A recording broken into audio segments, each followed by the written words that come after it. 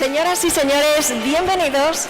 Rogamos tomen asiento porque en unos minutos comenzará el tercer foro internacional Mujer y Sector Transporte. Muchas gracias. Forum on Women in Transport.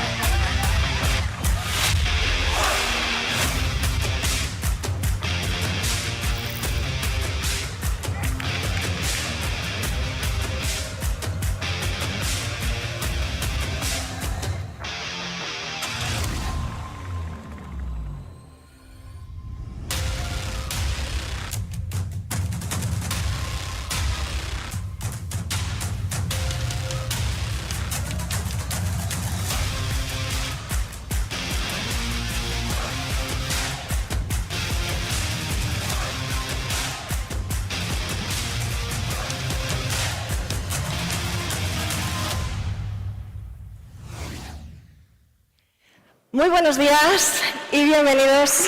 Bienvenidas. Welcome everybody to this third forum, International Forum on Women in the Transport Sector, in a spectacular venue where we have gathered everyone in the sector with the purposes of making visible, discussing everything around the sector transport and to promote equal treatment. For me, it's a great honor to accompany you in such an important event, to debate, to speak about things that concern us most with Andamur. And what better than receiving Andamur CEO Miguel Ángel López. Hello. It is a great honor for me to give you and welcome you to Andamur for this third forum of women in the sector of transportation in the framework of WOW, Women on the Way, to promote gender equality and leadership in this sector. First of all, I'd like to welcome Maria Trinidad Hernández Méndez, who is a counselor of mobility at the Malaga Town Hall, who is receiving us in this wonderful city. Malaga is an example of development and modernization in mobility. I'd also like to thank Ms. Roser Obrer, who is the Director General of Transport by Road, Rail and Sustainable Mobility, for her commitment and support to this sector. I'd like to thank representatives of associations, mass media, professional truckers, and leaders of companies who are with us today in Malaga or through streaming. This event would not have been possible without you. Bueno, si echamos la vista atrás, vemos que en el transporte we look back, we can observe that transport has traditionally been dominated by men. However, things are changing. There's more and more women behind the wheel in management, logistics, innovation, and it is not because they have been granted a space, but because they have demonstrated to have talent, effort and courage are necessary for the present and the future of the sector. But there is still a long way to go. Women are still a minority in many areas of this sector, and there are still many barriers. This forum has been organized in order to discuss, to make visible, and to build together a more equal, diverse, and stronger sector. Andamur is committed to this cause, not only because we believe in equality as a fundamental value, but also because we are convinced that a sector which profits of this talent without distinction of gender is a more competitive sector for the future.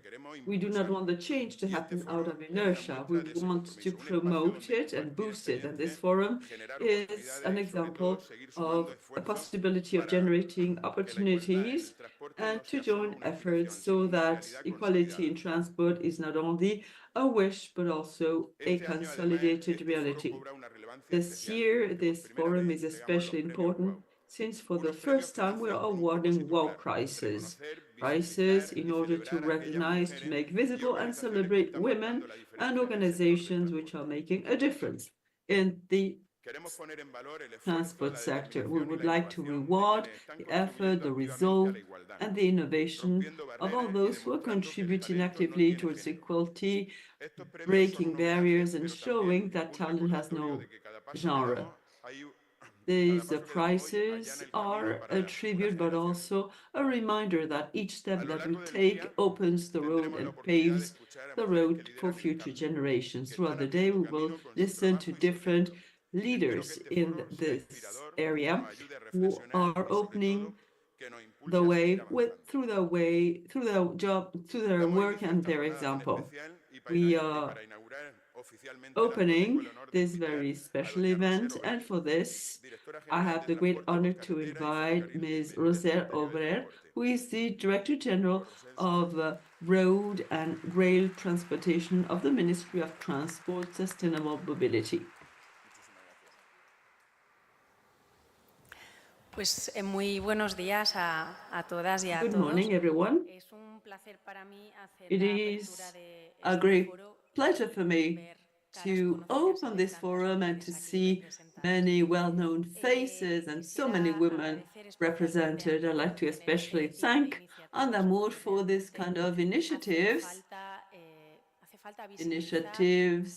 that are necessary to make visible the fact that women are present, that we contribute much to this sector, that always have a different point of view and a different way of doing things. And as the Andamur CEO said before, at the end of the day, it is by creating teams where men and women are equal, we will be able to achieve much more. Transport is an essential component in our daily lives. It connects people, communities, and countries, and it is essential for the economy and the social development, since it enables the distribution of goods, and we all depend on transport to move around, to work, to study, and to have access to services. However, even if transport is an essential part of modern life, women have always been confronted to a number of barriers, and we still do. Barriers and challenges which have limited our access to transport and in the participation of this sector as workers, as professionals, and also as entrepreneurs. That is why we need to approach the evolution of women in transport, the barriers that still exist, and the opportunities that arise in order to close the gender gaps. We have had limited access to transport if compared to men. Transport has always been an activity associated to economy, public participation, has almost always been oriented towards men. Throughout years, women have started gaining social, political, and economic rights, and this resulted in a changing approach to transport. However, the gender roles were still present in the sector of transport, since our role in the transport and the decision-making in the transport sector was still marginal. In the professional area, the participation of women in transport has been historically low. Professions linked to transport, both in the driving of buses or trucks, like in the rest of the professions linked to the sector, have been male-dominated traditionally. This is due to several factors, amongst others, a lack of inclusion policies, and also a lack of references for our young women and women in general, and that is why this forum is so important. As I was saying, as time went by, more and more women have started working in this sector and challenging the stereotypes. In some parts of the world, some women have broken barriers in transport, like the first truckers who started working in buses and trucks, lorries, as you'll see, especially in long-distance trails, especially also in the railroad and aviation. But in spite of all this progress, as Miguel Angel said, the number of women in leadership positions in the transport sector is still very low, and we have challenges such as labor discrimination, difference in salaries, and the difficulty of harmonizing professional and personal lives. The contribution of women in this sector needs to be accompanied by inclusiveness, safety, by eliminating the barriers to women. This includes the implementation of equal salaries, training, technical skills, and the creation of networks to support women in this sector. such as this event. One of the areas in which the participation of women is key to make sure that transport is equitable and accessible in the design and planning of the transport sector is the fact that you need to include women in the design, but the active participation in the decision-making process in transport is crucial to create policies and systems that will encompass all the needs. Women need to be present in the discussion and in the different entrepreneurial areas to make sure that our perspectives are taken on board in the planning and in the implementation of plans.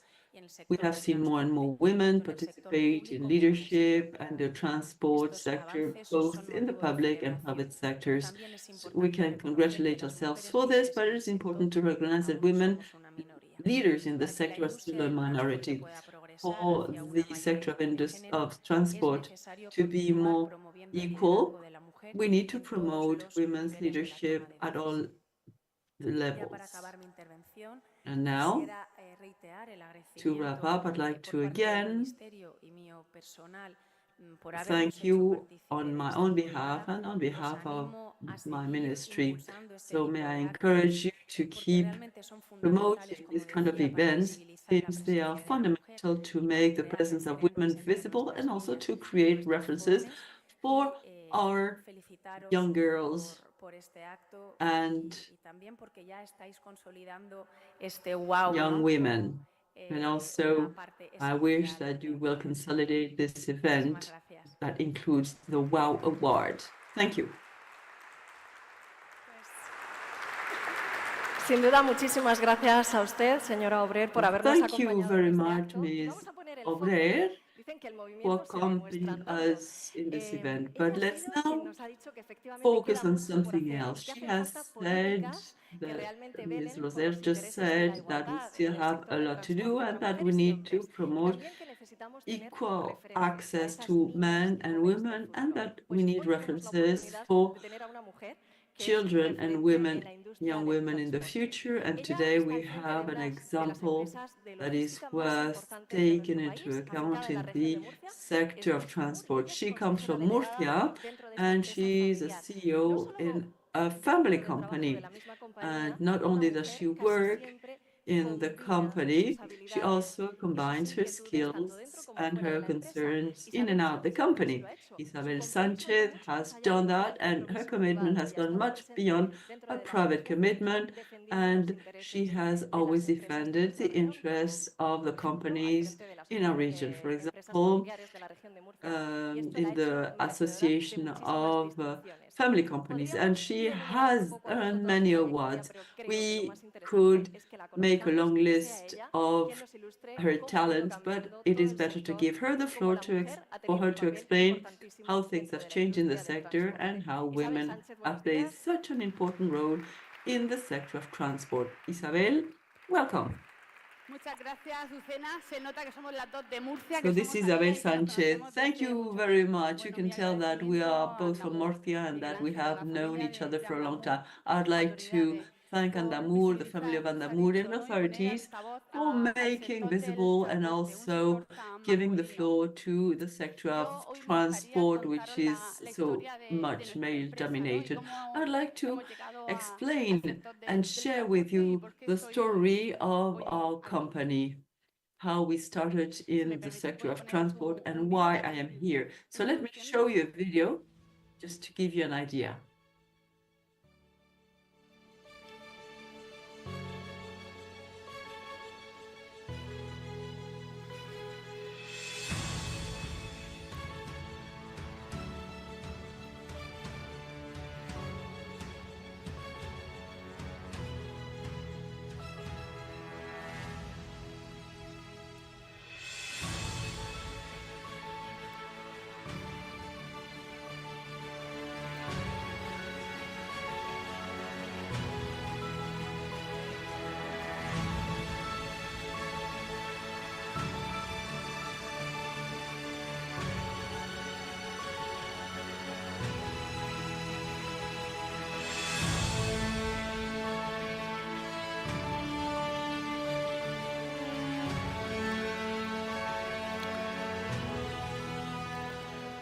Bueno, con estos paisajes, ¿quién no quiere ser conductor o conductora, no?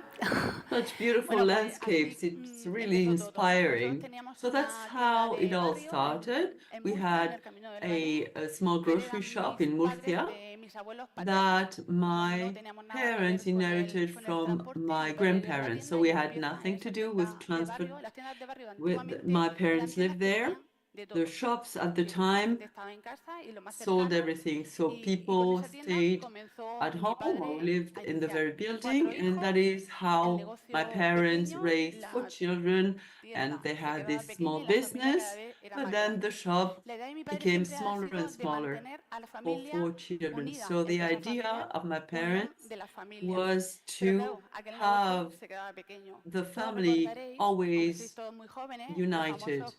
Although you are all very young, you may know the company named Prica, which was a big department store, so that was a challenge for a small grocery shop, and therefore my father had two opportunities. He opened another shop on the coast to see whether he could go beyond his zone of influence. But in spite of this second grocery shop, it was not enough. He had to raise 4 children and my grandparents. So he thought, well, if you cannot, if you're gonna beat the enemy, why don't you join him? So that's how he started Mercadona. So he started working in Mercadona. And then he thought, well, I do have a van, the van that I use to distribute merchandise, and he offered it to Mercadona. So he said that at the time, there were no barriers. He had a van and he wanted to propose his services to Mercadona. So that's how the idea of starting a transport company started, and that's how we embarked on this adventure, along with the original grocery shop. So we gave the company a family name, and that's how we started joining the sector of transport. My father saw this as an opportunity.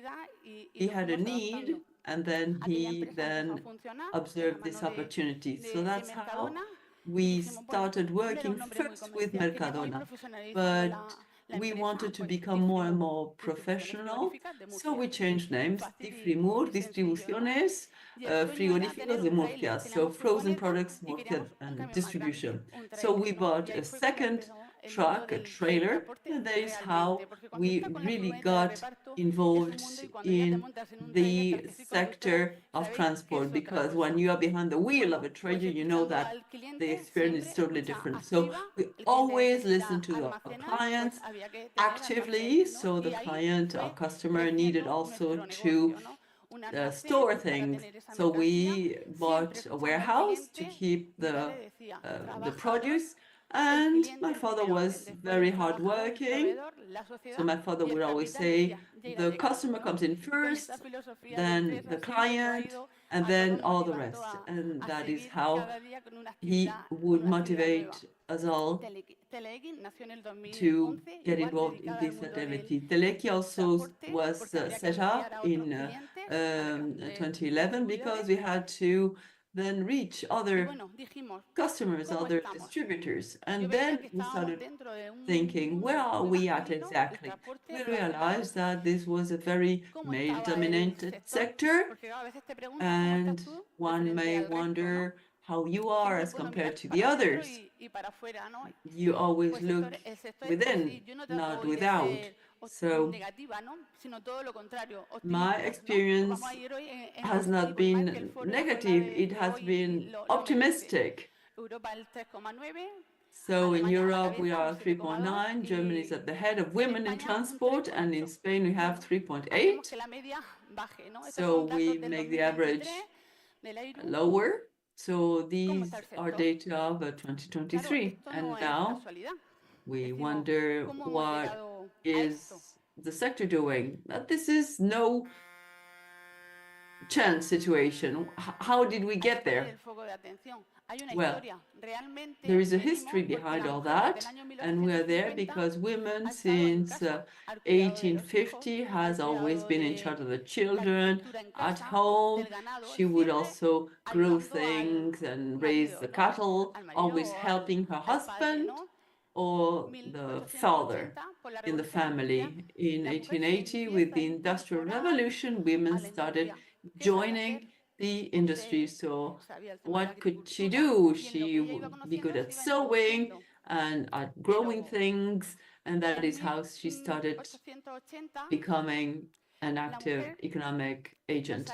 And then in 1960, the salaries were very low, and women started claiming their rights. There were trade union movements to try and promote equal access and equal salaries.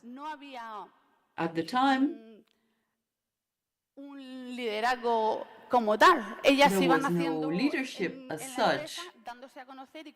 Women would start working next to men, and they wanted the salary. In 1932, then we had the First World War. Men went to the war, not the First World War, sorry, the Civil War in Spain. And that is why women started driving ambulances, but there was very few data, very little information around that time of history. But for example, women would start driving, but they didn't have a driver's license, for example. And then by investigation, I realized that Celia Divas was the first woman who had her driver's license in 1932. What happened to Celia? She would live in Galicia, in the northwest of Spain. They had a family company. Her father would distribute seashells. The father had to leave for the war, and she started having to take care of the business. She had to start driving. She took that opportunity, and that is where we start having a few references of women as drivers. Here I'm showing you a picture of Yolanda, the driver of Difremur. It was a trailer.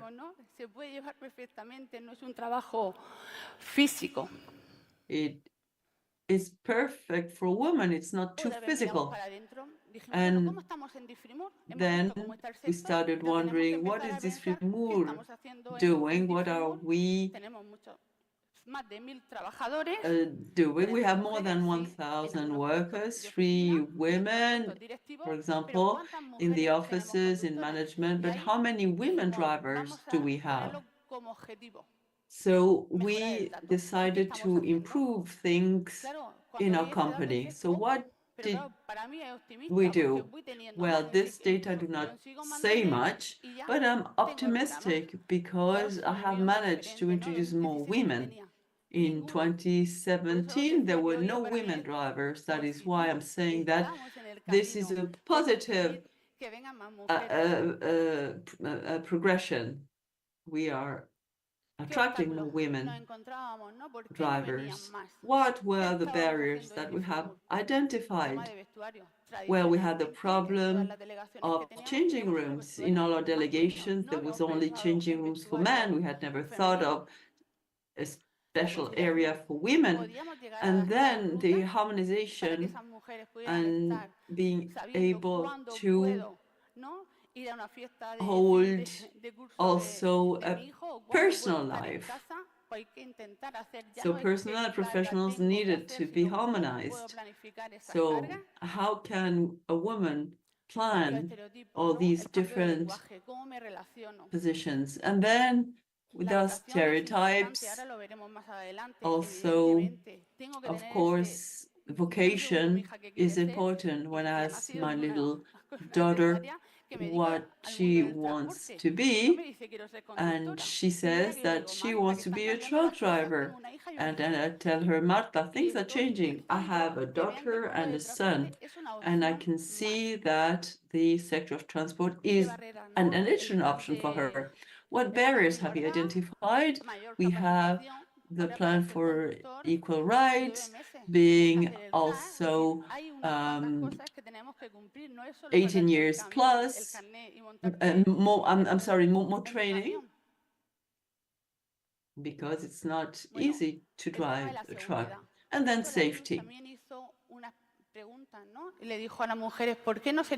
We ask women, why wouldn't you be drivers? Because they do not feel secure when they reach a rest area. They wonder, where am I going to stop? You know that drivers need to take a rest, and in long routes, in international or national routes, because even if it's a domestic route from Seville to Malaga, where can you stop? Where can you have a safe rest area? Nosotros lo que hemos hecho es, en nuestras delegaciones hemos puesto So áreas de what we descanso. have done is to include some rest areas in our delegations. We have facilities for women, for them to feel safe, where they can all rest, sleep, wash up, or have a cup of coffee, or wash your clothes. But I think that the real protagonists of the FIMUR are these women here on the screen. We are doing many things. Unfortunately, the three of them have not been able to join us today, but here is their story. We have videos of these three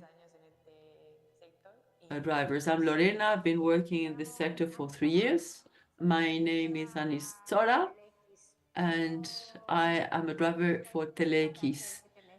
I've been working for this company for 7 months, and as a truck driver, 2.5 years. My name is Paloma. I'm 42 years old, and I've been a truck driver for 6 years.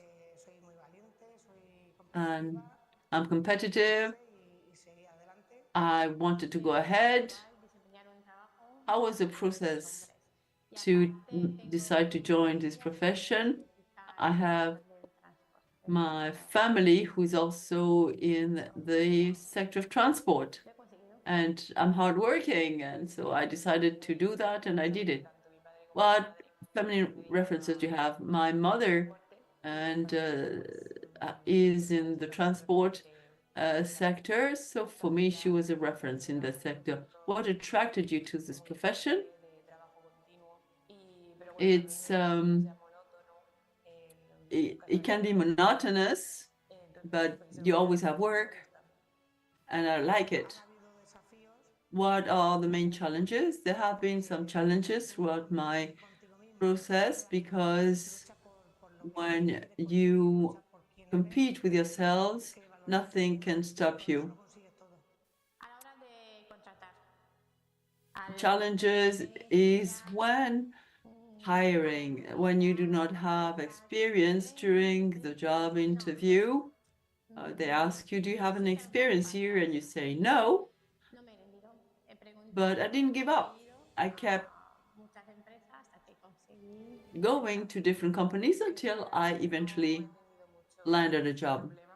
Well, in reality, I didn't have many problems. Maybe the way that people look at you, because being a truck driver is a bit weird sometimes, but in general, people accept it rather well. How would you define women's leadership? Yes, in the past, you would always see men, but now we know that there are women as references, so that I have gone ahead. So what would you say to other women? Well, just go ahead if you like it. You have many opportunities to reconcile family and work, and it is a sector in which you will always have work. It is good economically, socially, it's a very beautiful job. And then women need to push ahead, and if you are a mother, sometimes you you find yourself in a desperate situation, and in that way you do not depend on anyone. I don't think it's difficult to drive, even if it's a big trailer. No, it's easier than perhaps frying an egg. Creo que podemos sacar muchas conclusiones, ¿no? I think we can draw many conclusions. Creo que podemos romper estereotipos de I género. think we can break Podemos hacer que es un trabajo stereotypes. más técnico que físico.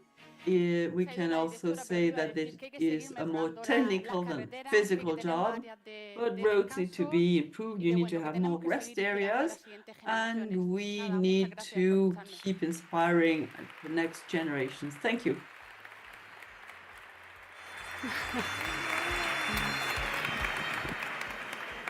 Muchas gracias a Isabel Sánchez por esta. Thank you very much, Isabel Sánchez, for this first presentation. We have traveled in time. We have underlined important references, milestones, and we have another reference, Celia, who had a driver's license in 1932. And now the time has come to start the first roundtable made up of leaders in the sector.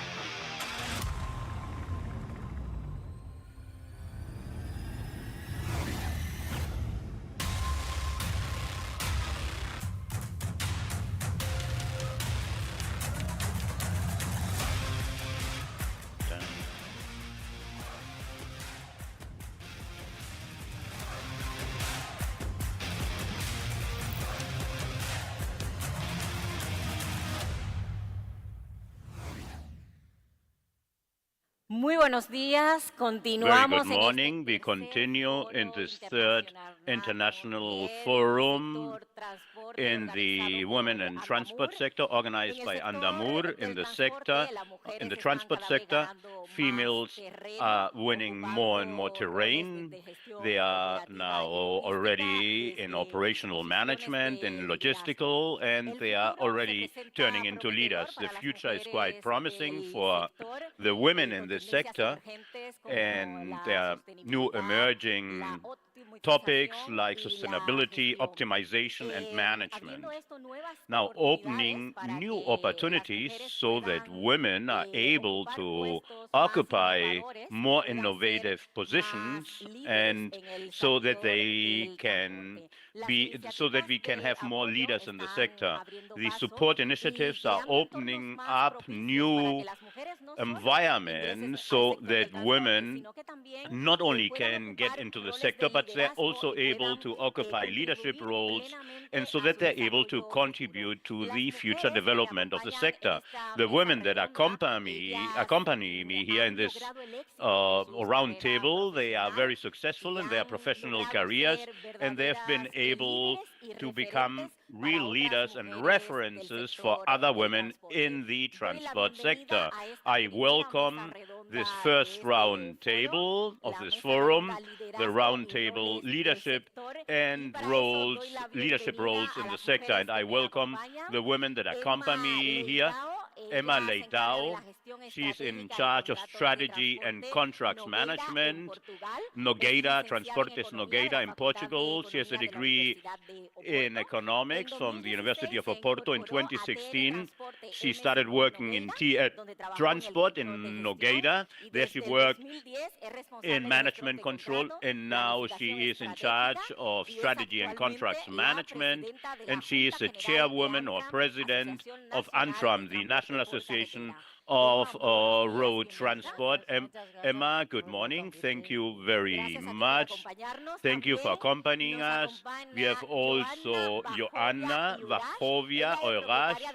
She's the owner of the transport of Poland in all Europe. She offers. She has also dealerships for car dealerships and other dealerships. Welcome, Joanna. Thank you for accompanying us. We are also accompanied by Mariluz Cobos. She's the general manager of Transair. She has been for more than 30 years linked to the transport sector, specifically in the company that she's working in Transair. She's working since 1993. She started as a financial director, and since 2007, thank you for correcting me, she's the director general of the company. And before she started working in the group, she was an investment analyst in the private sector. She's also economics professor and accounting professor. Thank you. Welcome, Mariluz. We also have Marta Sanchez Lopez. She's the administrator of Transportes Narval. She has a degree in information science with a master's in cultural management. She has also a degree in. She has also different business courses. Thank you very much, Marta. Thank you for accompanying us.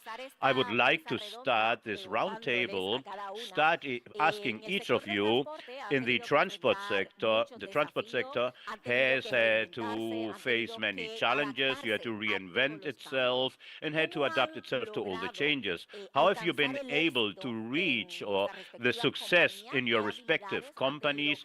What are the capacities and abilities that you have? Well, I believe in our sector, as all of you know, it's a sector in which we have to work 24 hours, 7 days a week, 365 days a year. That's the reason why when we face obstacles or barriers, the most important thing is that we are flexible and that we have the capacity to do things well on a daily basis. We also have to adjust ourselves and adapt ourselves to the new market conditions. That is the reason why flexibility and adaptability is the most important thing, the capacity to adapt yourself and to adapt yourself to the market condition, the capacity to adapt, to have that forecast and see the changes. In your case, Yolanda, what are the capacities? Well, team management, mobilization, stress management, and above everything, to try to be a good businesswoman, negotiate well. In your case, what are the abilities? In first place, thank you for inviting me to this round table and inviting us to this, and thank you to Andamur for inviting us to this event. And now I will respond to your question. I wanted to say that for me personally, this has been unwanted, let's say. I've become Director General without the specific objective to become one. I've simply devoted myself to work and to work every day better, to do a better job. First as a financial director, and then when I became a Director General, to become and lead the security. And with that work, at the end of the day, is the success. And independently, to get success, it doesn't matter if you're a woman or man. You have to work hard, effort, and the capacity that you have. And in your case, how has it been? Well, there is a case when I became in charge of of the family business, my father's business. I worked on cultural management, where I developed my career. Then my father turns ill, he becomes sick, and then I started to take control of the company without having any idea of the only thing that I knew is the place of business. For me, it was very important to always speak the truth, to be humble. I arrived, I didn't know anything. I had to learn very fast, and they told me the following: in this sector, either you love this sector or you will be thrown out of the sector. Yes, there's a point in which the transport sector, which is a sector which we have dealt very much with, but independently that we are men or women, and you need passion. And we need people with talent. For me, directing, this is a sector which is so important. We have to look at what our co-workers does, our workers, the people that work with us, because the sector is constantly changing. We have to know, depending on what the changes are demanding. It's a sector which traditionally is very male managed. As female, as women leaders, what were the main obstacles that you had to face in this sector? Mariluz, we start with you. Well, I started very young. So for me, in the sector, there were less women than now, less women in management, and they treated you like a girl, like a little girl. They said, oh, this girl, and I always try to maintain a distance and to set myself in the right place and not to allow anybody to somehow degrade me as a woman. And the people that work with me have forgotten that I'm a woman. At the end of the day, you're working with a professional, and what really counts, your capacity, your ability, the results obtained. And at the end of the day, with your work, you prove that there's no differences between a man and a woman. We have different capabilities, not only because we are women or men. At the end of the day, we have faced, perhaps when I was young, I faced some comments which today wouldn't be, they're out of place, but I never have faced any obstacle, no barriers. I've been very lucky. I'm in a company which has valued me very much so, and my colleagues as well. I felt always great, well accompanied by all the professional. I cannot complain in my personal case. I haven't suffered too much because I'm a woman. And in the case of Poland, Joanna, how has been, well, in reality, if the males see that you are competent, the differences go away. They know very well that there is no tension or no special challenges due to different genders. If we have to convince the men through our capabilities, our determination, and many times we can do the job as well as they do, and sometimes even better. Well, it's very important that you do well so that you are well respected, no? Yes, it's very important. Well, in a first phase, being a woman, it's a little bit more difficult. You have to work more. You have to show your work capacity. But I do believe that right now, in my case, now after 20 years, I believe I'm in an easier position.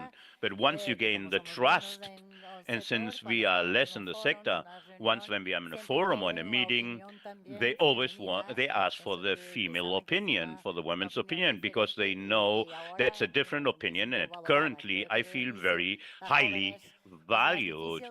I believe when you start, years ago it was a little bit more difficult, but now that those barriers don't exist, quite the opposite. They really value the opinion of a woman, and they recognize your capacity. So with time and women acquire experience, she is better valued, and but the figures prove that more and more there are less women which are devoted to the transport sector, and especially that they occupy leadership roles. Or in your case, Marta, how can in your companies and you from your position, how can you improve the figures?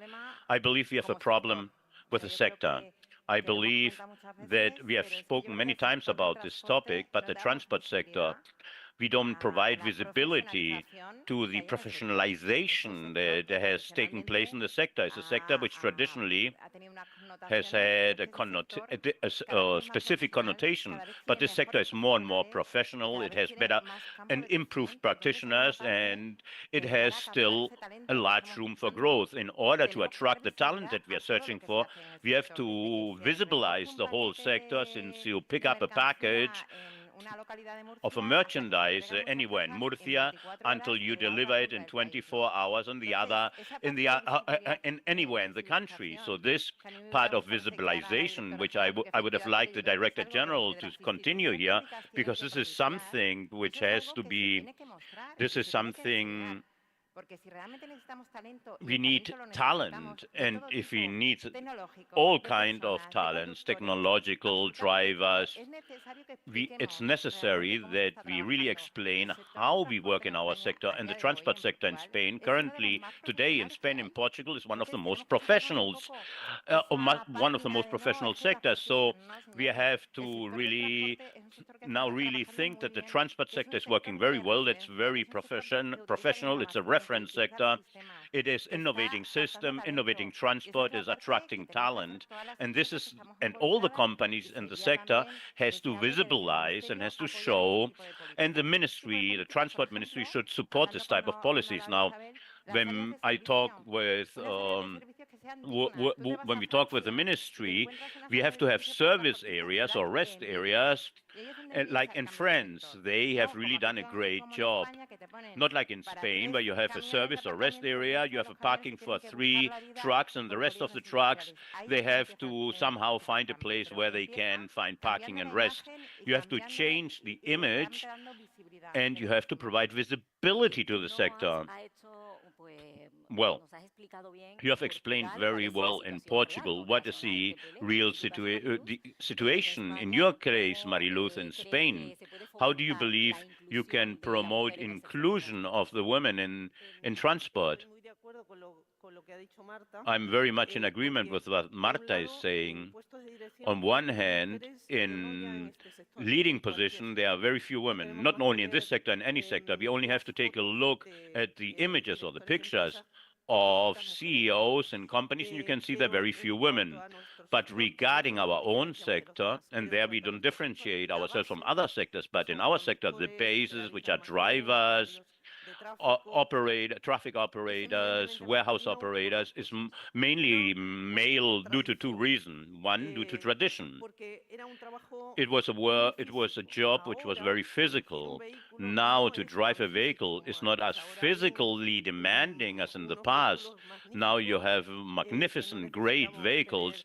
We don't need to have drivers which have big muscles, and women can drive this truck trailers very well, and this is still unknown. They still they still look at the sector that you need strong males, and there's also insecurity. If on a general level, there are no secure or insecure rest areas, not only for women, also for males, where we have secure and safe parkings. And they are not. We are lacking. There are not sufficient parking spaces. Imagine for women by themselves traveling, and then they have And you see many times the service areas and the bathrooms are not in the right condition. It's a hard job. Now, conciliation, I'm not in agreement. Male as well as women have to conciliate with the family. I'm not in agreement when we talk about women about this issue. The male and females have a responsibility for the children. If we talk about it, there's also a physical aspect. In the warehouses,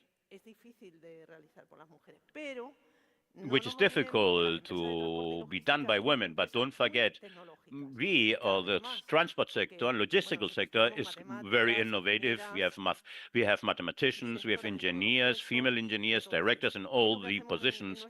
What do we do in our company? We promote female women positions in those positions where it's easier to hire a woman.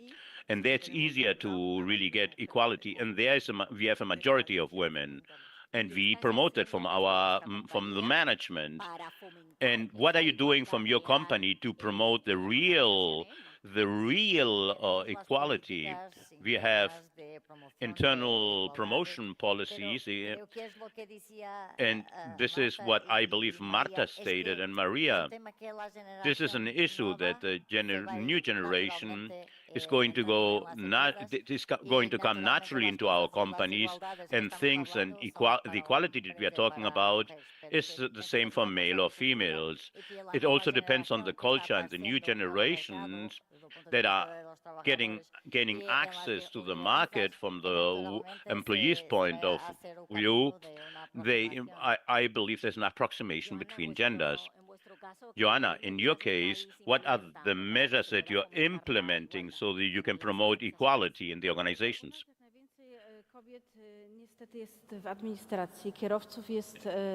In our case, especially women work in administration. Also, there are drivers, but not too many. There are few.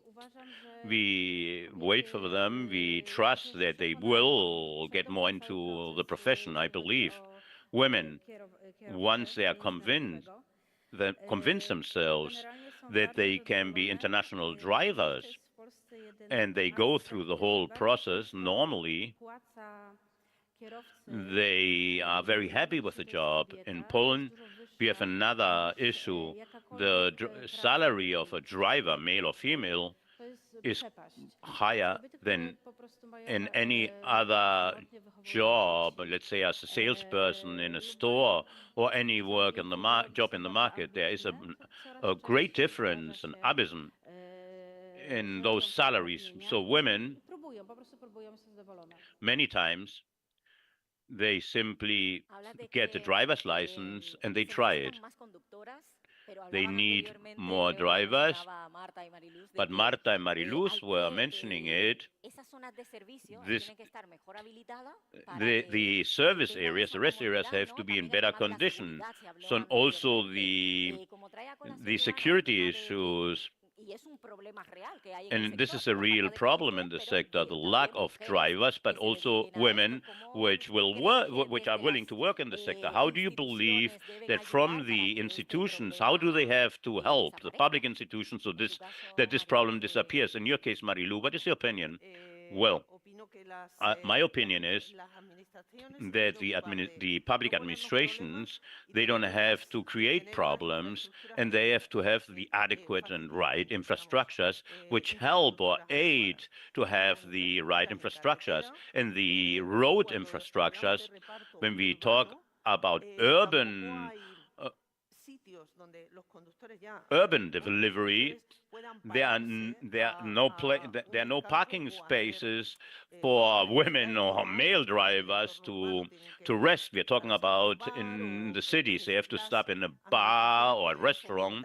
The administrations could promote infrastructures in which the trucks are safe and secure, that there is enough parking space on the road, as well as in load and unloading places, parking places in the cities. There are too few, and they should be also dignified, those areas. This is from the work from the administration. First, not to create problems and not to generate more bureaucracy, because many times they try to repair things with bureaucracy. The gender equality plan is fantastic as an idea, but in practice, it's a bureaucratic red tape. We are not more egalitarian as a company because we have an equality plan. They've added an additional bureaucracy red tape. And here, and directly, the Director General for Transport is not here anymore. She should know. She just gave a speech and she left. But in reality, we have too much bureaucracy, and they could help us a little bit more in our work with less bureaucracy. In your case, Marta, Marilu was talking about safety, security that is needed. When we talk about the technological side, do you believe it's a key that we have to evolve in the sector in that sense from the technological point of view? Of course, because all the companies right now, we are working and we are promoting technology in each of the spheres of the company. Artificial intelligence on one hand, that we are trying to include it for us that are devoted to food products, or we look at the demand side that we are not able to control. On a Monday, it's not the same as a Thursday. So all the data analysis there, we are trying to really include lots of technology in, because we are depending very much on the people at the time of that. In the warehouses, the same thing. In the warehouses, we are including more technological systems. In each of the steps, we are including new technologies, and that is the reason why I believe this is a sector which does not provide visibility to all the investments that we are carrying out by all companies. Then when they talk about aids to the electrical vehicles and things that are so far away from our own reality, we have the other things that would help us to be more sustainable. If they would listen to the companies, we could tell them perfectly well where the problem lies. We have a public sector which goes on one track. They are not listening to us, and they are simply bringing out new regulations, new bureaucracies, and that is not the right way. The technology is of fundamental importance. Talking about sustainability, we will talk later about it. Now, I would like to talk to listen to Emma. Artificial intelligence is of fundamental importance for transport. In Portugal's case, yes. For me, I've already spoken with you before. I believe that artificial intelligence is going to be very disruptive in terms that it's going to speed up our sector, because robotization of the loading process, well, we are going to have de facto different work systems, and we are going to allow that the data is introduced in a robotized and automatic fashion, so that people have more time to take really charge of what is needed, to analyzing the operations. And I believe this is going to be our future challenge. Data are going to be introduced in an automated fashion, and we are going to be more concentrated in operation, and this data analysis is of fundamental importance. Now we are going to get into the issue of sustainability, which is a challenge for the transport sector. And Joanda, I would like to know, how do you reach that balance between profitability and that environmental responsibility that the companies have to have in the issues of sustainability? How are you doing it in your company?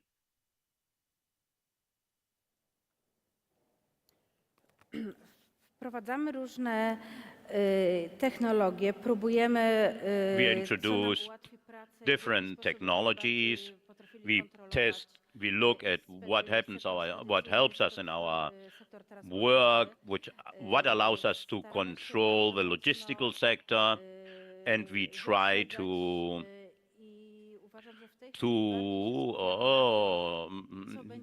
be a step ahead. We focus mainly on what will happen in a specific time in a year or a year and a half.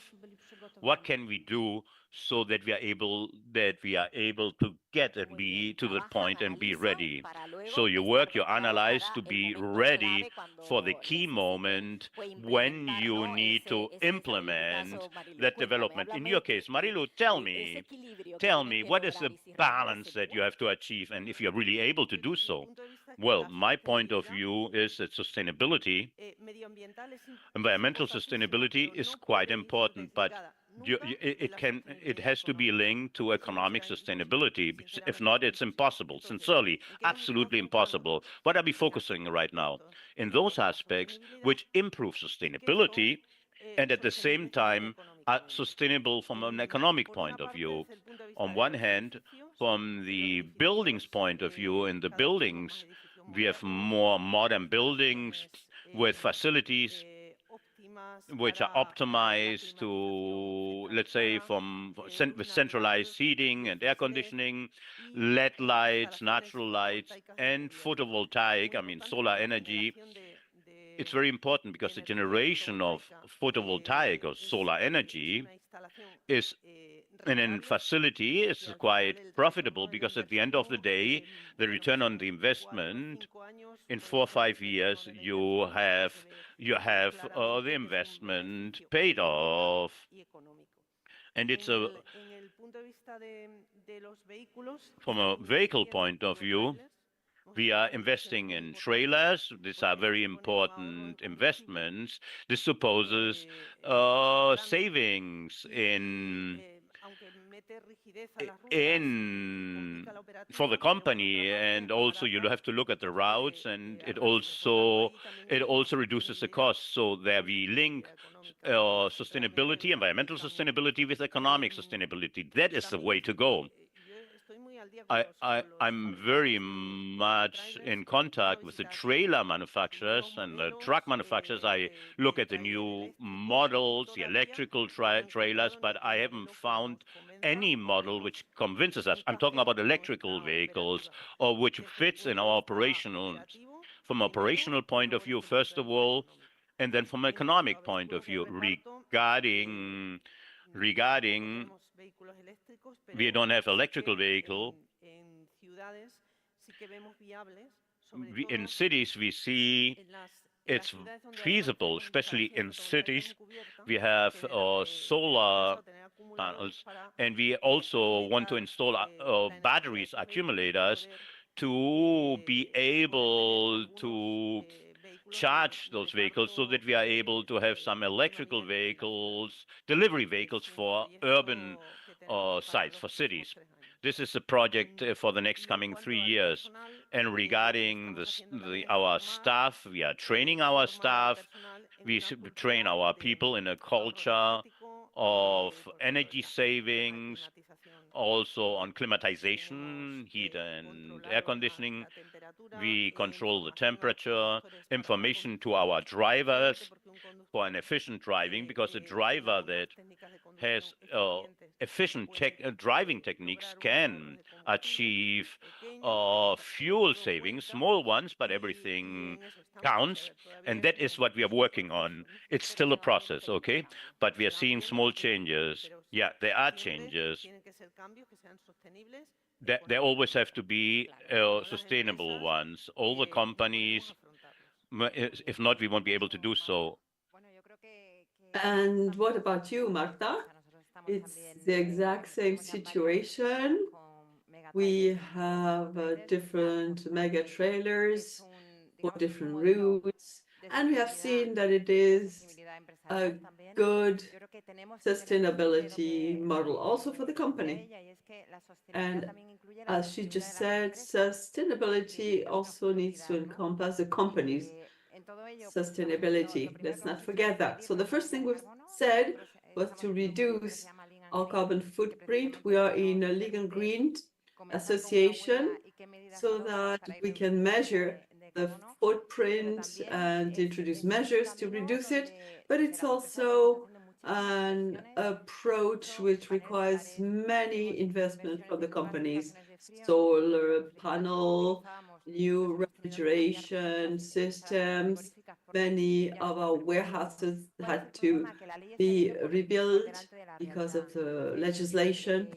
So that I think that legislation is ahead of us, and we need to somehow put in a little bit of common sense so that when you hear these messages that in 2030 all vehicles need to be sustainable, well, you need to be a little more realistic and discuss with the people who are working in distribution. Now, in urban distribution, we have done tests with electric vehicles, gas vehicles, hybrid vehicles, and in Madrid, Barcelona, that works, but not if you are in the mountains or if you are in more rural areas where you also need distributions and where we need to have a global solution.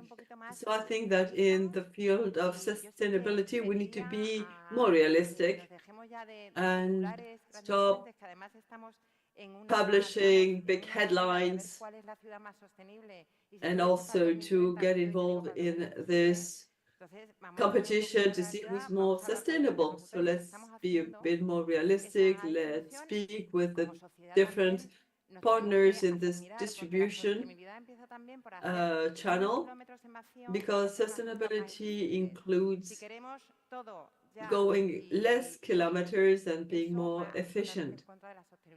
And today that is not really possible. We need to combine the two things to see what is most sustainable, because most sustainable is less kilometers with coal products and also less deliveries and better optimized deliveries. So companies are taking a look at sustainability, but we need to think about our own sustainability. We have spoken about fundamental points. Transport companies need to know whether they can really meet the 2030 agenda. No, as I say, no, we won't be able to do that. I would like to add one point, which is an important challenge. When we speak about decarbonization, it's important to say to everyone that it is rarely our customers who are ready to pay more for this technology. We were told if the clients were prepared to pay for everything, there would be no problem. We only would need to have the right infrastructure, then the customer would pay, and it would be a perfect world for decarbonization. Because costs increase, and it's something that we need to bear in mind when dealing with decarbonization. If you had to change one single thing in the sector, what would that be? And how do you think the role of women will evolve in the sector? I think that women will join in more and more in the managing roles, basic positions, etc., because women are pushing hard. And I would say that we can be quite optimistic in that way. And if one thing would have to change, I suggest it would be the image. We need to keep working on our image to be a bit more glamour. We are not considered to be a beautiful sector, but we're essential for the economy. Because if we stop working, then everything will stop. So that I think we need to really value the importance of our sector. And what about you, Joanna? What would you change? Well, tell you the truth,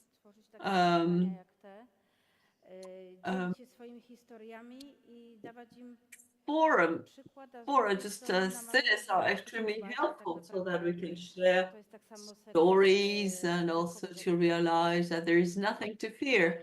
This is a sector that is good both for men and women. And yes, in your case, Emma, you are a leader What do you think the evolution will be like?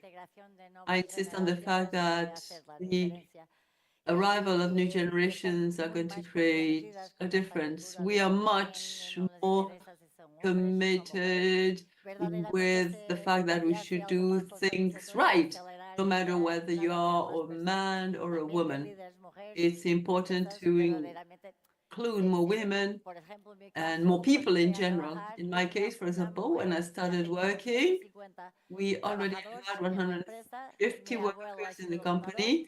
My grandfather was a founder, and he had my mother working for the company. When I joined the company, we have 300 employees, many women among them, also in the managerial role, and not because of them in women specifically. So I think it's more of a general thing instead of a political thing. I think it will be a very natural process. I don't like this quota approach. I think that we need to Muy bien, y hablaba sort of antes keep going, and I'm sure that in the end there will be as many men and women. You were saying that at all levels, not only in executive roles, but also in roles of responsibility, there will be more women, but also throughout the whole scale. So in your case, Marta, what advice would you give the young generations who want to enter this sector of transport? Going back to the image, I would give it visibility to convey the idea that it is modern, that where every day is different, where you have a great possibility of innovating. Also, the fact that it is a real sector, when you have a strategy and you implement that strategy, you do see the results, and it doesn't happen in all sectors. We have certain KPIs that work. So I think that this sector is quite innovative and ahead of other sectors in innovation. And I think that the distance between a project and its implementation is very short. We need to be very fast to introduce changes, otherwise we get outplayed. So it's important that men and women and new generations should push together, and we need to empower the sector of transport. We participate in many distribution platforms, and you see how what people dealing with or truckers are treated. It's perhaps a person who has done many hours behind the wheel, and they're not properly treated when doing the delivery. And as Marican was saying, if we stop, then everything stops, which we're not going to do, because although we have shown on many occasions that we are very responsible, but we need to believe in that, we need to convey that, and also attract people to this sector, which is extremely interesting. So you need to believe in it first so that you can convey that to future generations. And now to wrap up, Joanna, in your case, the sector of transport is in itself complicated. So how do you manage stress on a daily basis? Because you hold an important position in your company, isn't it? Stres był może na początku. W tej chwili te rzeczy, które mnie stresowały teraz w ogóle I would say that mnie nie stresują. I tak naprawdę trzeba mieć twardą the things that stressed me in the past are not a source of stress any longer. So you need to be thick-skinned and consider stress to be a source of motivation. You need to take quick decisions and also hope for the best. And what about you, Maris? Well, I try not to worry about the things that I cannot change because there are many problems and you cannot anticipate things and worry about things that haven't happened yet and where you have no say. So that's one important point. And still another is to do your job right there instead of procrastinating. Sometimes you cannot do it all and you need to delegate. You need to have a good, competent team that you can delegate on. That's super important to reduce stress. Because what does it mean for you to be a free woman? I don't, no, a leader, a leader. All right. Well, I'm not sure I'm a leader. Well, thanks for considering me a reference. But what it means for me is paving the path and showing the direction for the company. That's what a leader's role is. And for you, what does it mean to be a reference as a woman? Well, it sounds very imposing. I think that our main task when you hold in a position of responsibility is making sure that people around you grow so that your experience can be used, and age is also very precious because it gives you a different, more calm approach. So you need to help as you have been helped in the past, and I think that our role as people in positions of responsibility is to be surrounded by people who are better than you. And when people leave after 10 years, well, it is a loss, but they have become a magnificent professional. And I think that in our sector, we need to help everyone to grow as we have been helped in the past, although now we are much more aware of this role than in the past. Now you see the leaders or the managers help others grow because that is the way they grow themselves. Yes, paving the path is something essential. And what about you, Emma? Yes, I think that we need to break barriers, to leave behind old ideas, to show talent, and not have a gender-based approach. And I think that for a company, that's the main mission. And when people tell you, you are considered a reference, what do you respond? I think that in Portugal, we are more backward than in Spain, I think. That is why being a reference is important, and it is an ambition. I believe in the new generations and the fact that we are going to be more equal progressively. Oh, thank you all for this excellent job that you do with your different organizations. You are models for future generations and mirrors for them so they know that it is possible that you can be successful in this difficult, complicated sector, although some women have managed to achieve success and are paving the path for the future. So we'll keep on discussing the leadership of women in the sector of transport. Les voy a pedir que se pongan de pie porque me encanta a mí compartir escenario con ellas para indicarles a todos que creo que tenemos mucha información en la mente, que hemos cogido ideas y que seguramente habrá quien quiera debatirlas incluso because we have collected many ideas and some people will probably want to discuss and speak with you. So let's take a bit of a break. Let's make the most of this break and then we'll continue at 12 o'clock.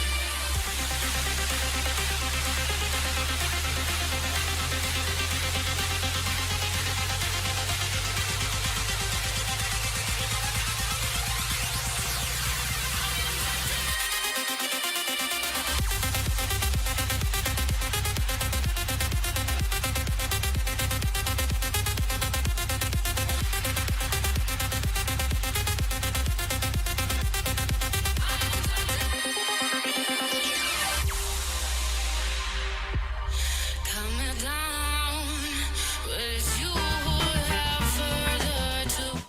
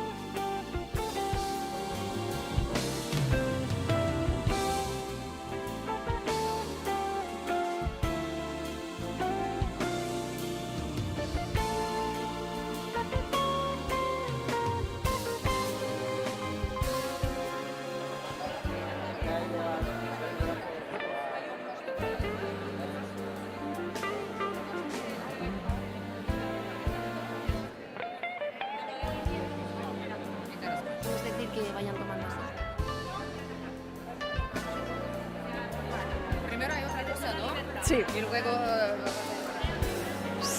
Señoras y señores, rogamos tomen asiento. El acto va a continuar. Muchas Ladies and gracias. gentlemen, please take a seat. We are about to begin.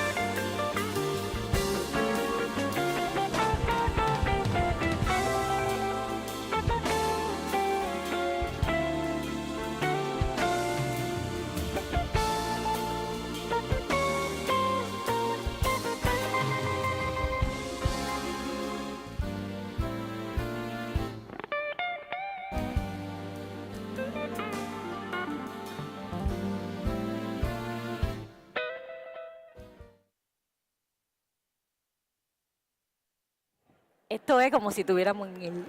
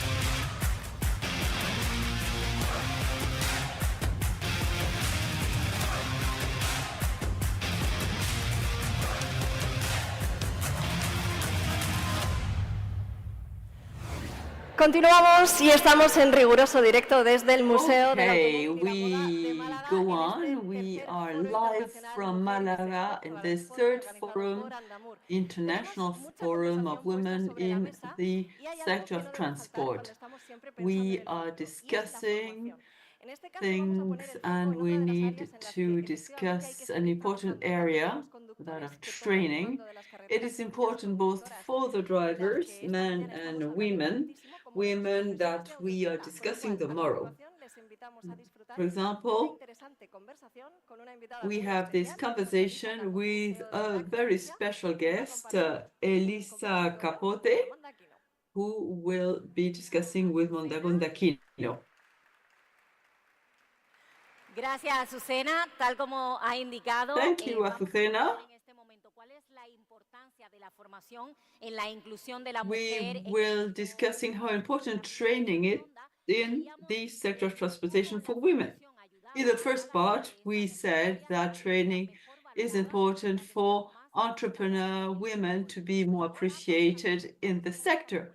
And now we will be speaking with expert Elisa Capote. Thank you for being here with us this morning. Thank you all very much. I'd like to thank Andamur for this initiative.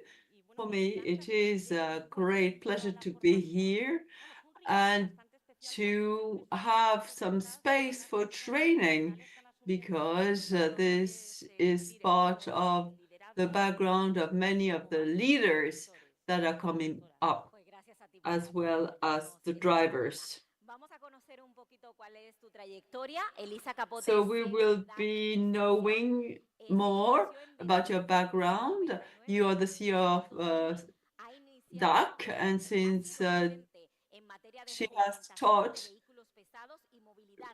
regulations about the driving of truck lorries and heavy trucks, and DAC Docencia, DAC Training, has promoted more than 150 specialists who train the professional drivers in this country. Elisa, where did you start? I love your question, because in my case, it has to do very much with the story, the history of all those who have explained how they started working in the center of transport. I entered the training field because my family was in it. My father was a driving instructor, and then he was a teacher. So I studied the law, and a law professional was especially important to give training in how to drive heavy lorries. So I started helping out my family, teaching about legislation concerning heavy lorries, special authorizations, weights, and measurements. And that is how we started in our family. And for us, 2025 is an important date. It's a milestone because we began 50 years ago as a driving school. And I think that the sector of transport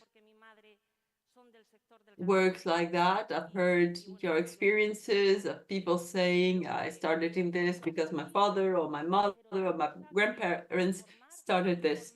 And now what I do is only training, and training specifically in this field of transport and secure, safe, and sustainable mobility. Thank you very much for sharing your experience as a teacher.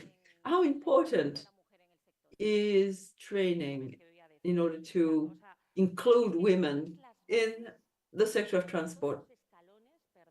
In all the different levels of transport, you need training.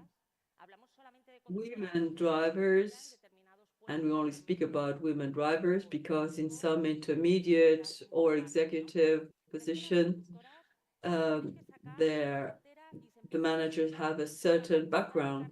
But as a driver, there are many different trainings, because as Isabel said before, not only do you need to have a driver's license, you also need to have the CAP. Then if you deal with dangerous merchandise, you need the ADR certification. And then if you travel with passengers, then you also need another certificate, and also for downloading, then you have second generation TACOT, as I say, so that the training that drivers need is huge. lots of training. Training is extremely important, and also training is a way of consolidating your position as a woman. It gives women more confidence, and very often it is necessary to have access to certain positions. For example, you cannot be a driver if you haven't gone through training. And if we speak about safety, road safety, how important is professional training for a driver to be able to foresee a dangerous situation while on the road? We train driving instructors, and safety is at the heart of the training. And now with the new diploma, because we don't speak so much about road safety, we speak about safe and sustainable mobility. So the new vocational training for safe and sustainable training is quite a new certificate. We are training mobility technicians who play an important role in transport companies, because the main mission is trying to diminish, among other things, the rate of accidents, which are very costly to society. Accidents that occurred during the itinerary. So it's important to have mobility technicians act as counselors to the companies. And then, since we're speaking about women drivers, we need to say that statistically, women are very good safety-wise, because we're much more cautious and we tend to have less accidents than men. So women have a lot to contribute in that area.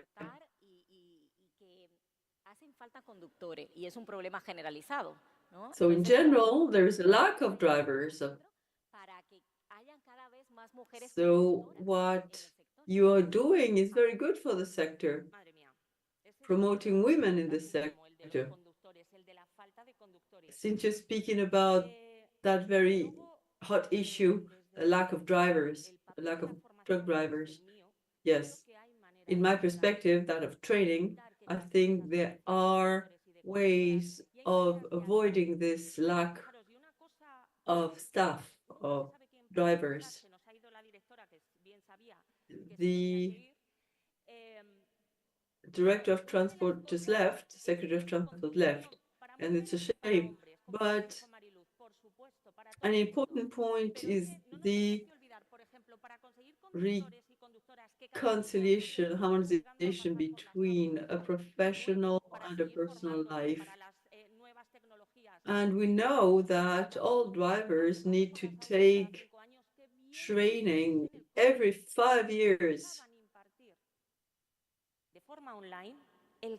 And during the COVID pandemic, we managed to teach the CAP certificate online. But we still need Spain to recognize that certificate as it is in the rest of Spain. Why not make this sector be more attractive? How can we ensure conciliation, professional, personal life? Because we have already seen that this works in other countries. Also, there is professional training that many people are not aware of, but it is a special vocational training for drivers. And after 2 years, the person is prepared with an ADR, with a CAP certificates, with for transporting live animals. But normally, in Spain, the CAP is worth nothing because the administration has not made it possible for that person to have the permits. I may have a very nice training, but I cannot drive a bus or a van because it is the only vocational training which does not enable you to work. If you want to follow any other vocational training, you can eventually use your certificate professionally. Most people are not aware of this vocational training module, and it's essential to know more about it. It would be part of an integral training, but for that, we need the help of the administration. We need to have them make this more attractive and reconcile professional and personal life. We need to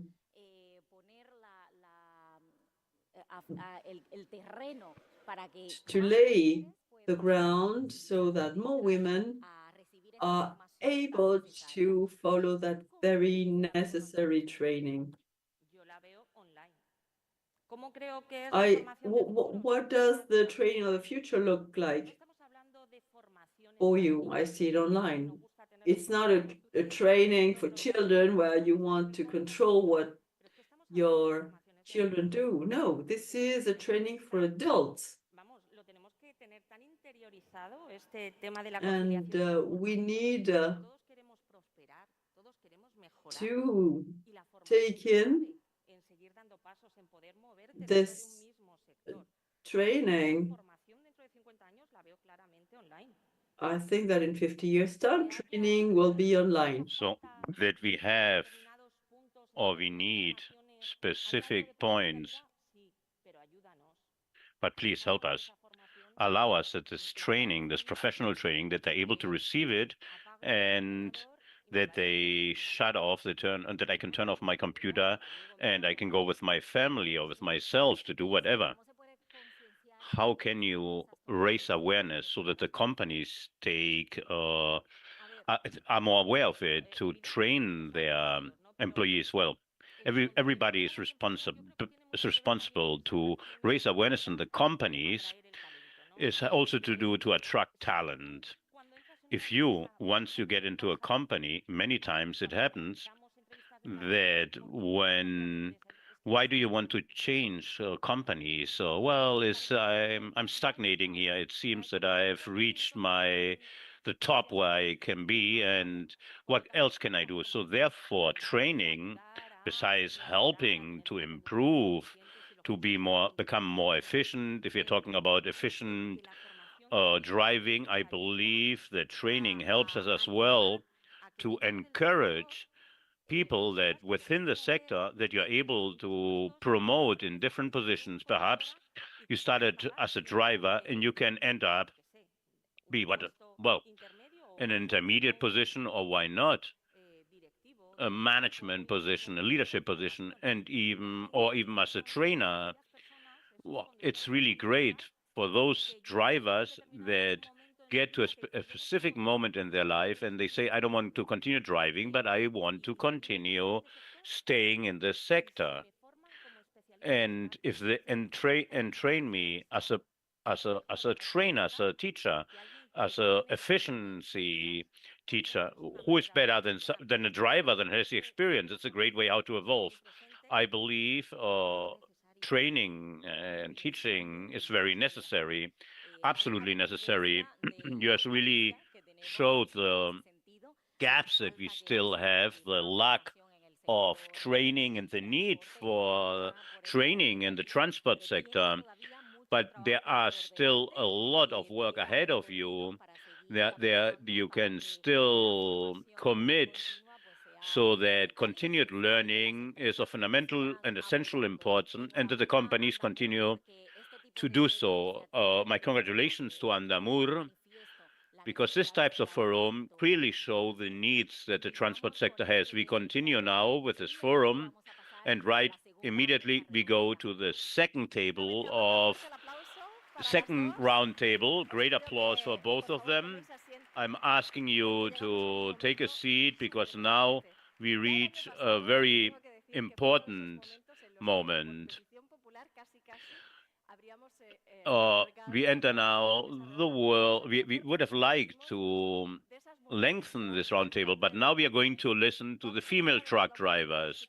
We are going to have the opportunity to listen to testimonials of female drivers from different countries which face different situations, different legislation, different difficulties. We will talk right now in this round table of female truck drivers.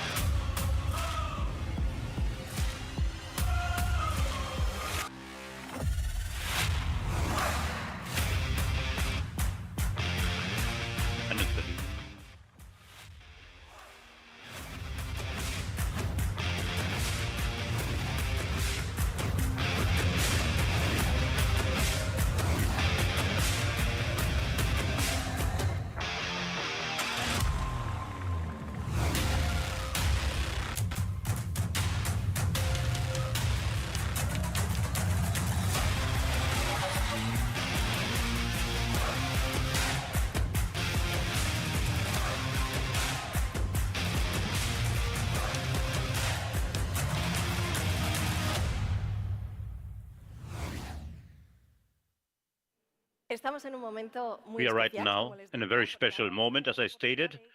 Now we are going the opportunity to listen to the testimonials of the women drivers. We are lucky enough, we have simultaneous interpreting. We are all facing the same as they face every day once they cross borders and they drive in the truck, sometimes alone, sometimes accompanied. So all these stories is that we are going to share. Yesterday we already met, and it was quite funny and to understand what each of them wanted to say. Today we have the opportunity to be well accompanied in this forum. I welcome all four of you. First, I'm going to introduce Natalia Swofka. She's a professional driver from Poland. She is driving already of 5 years. She's a professional driver.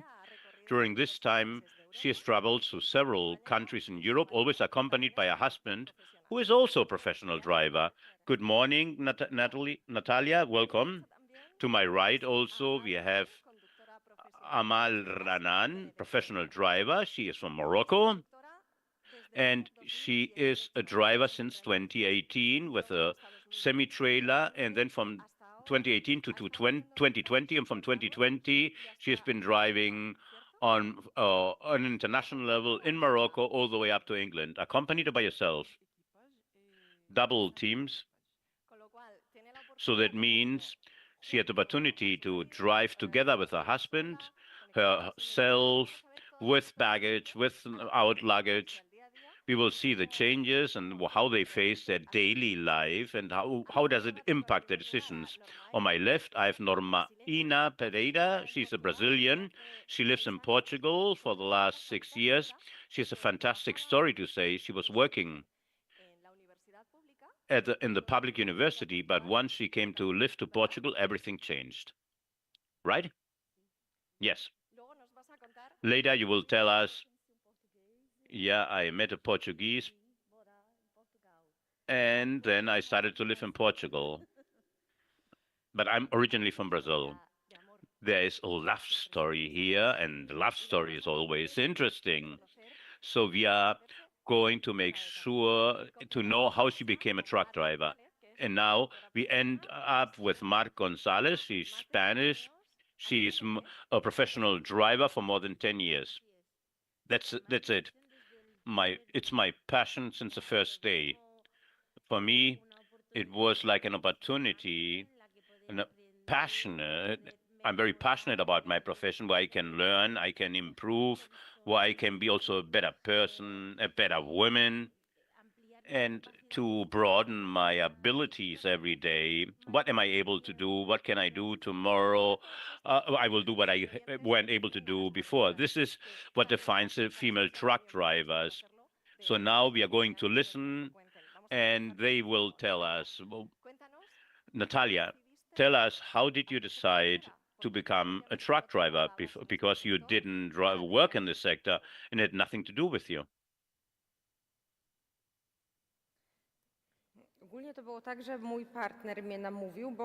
Well, my couple, my partner, he convinced me. He was already working as a truck driver for the last 8 years, and one day he asked me if I wouldn't like to accompany him. That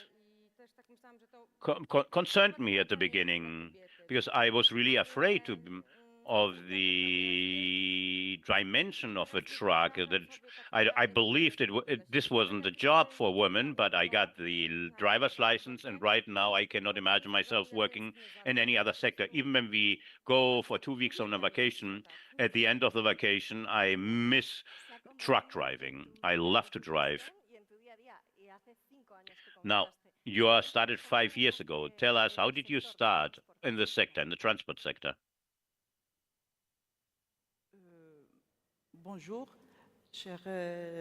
Good morning, ladies and gentlemen. Thank you very much to Andamur. Thank you very much to the Sociedad Transatlantique, to the Transatlantic Society. I do so because I really like this job. I like my independence, the challenges that I have to face on, and that is what has led me to this sector.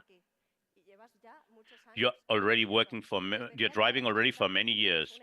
Here we have also a story, a different story, that due to love, and you arrived in Portugal, and that's the way how you started.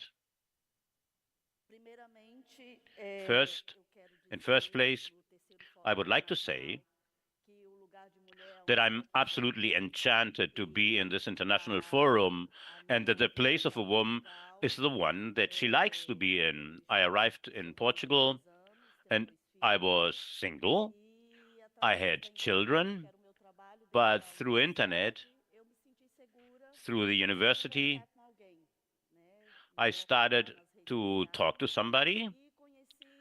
They were in the social networks, and I preferred to meet somebody far away, to have the opportunity to first meet that person before we started our first encounter, and there I met a truck driver. I was in Brazil, he was in Portugal, and well, he convinced me to leave my job and to go to Portugal. And in the future, he was also willing to come to Brazil. I asked for a leave of absence in the university. Then I resigned my position in the university. I already knew that I wanted to live in Portugal. It was clear cut for me. I had no doubt left. And I saw a certain difficulty to find a job in my sector. So that way I decided, traveling through Europe, I saw the opportunity also, even though I liked the sector. I had truck drivers in my family, but I never thought to do it myself. But all of a sudden said, why not? There was no problem with it. I was seeing in Germany women that would work in different male sectors, but that was also my own fight. It was a fight that I carried out in Brazil, that women had to be able to get into any sector without any barriers. The reason being, the problem is that sometimes there are barriers because there's a tremendous disparity, but women can work in any sector. And that we have to really reduce those gaps. We have to really resolve those obstacles and barriers. We have to eradicate them, not only in the transport sector, in any sector. The women have the same ability as a man, and neither one is better than the other. Women are not better than men, and the opposite way around.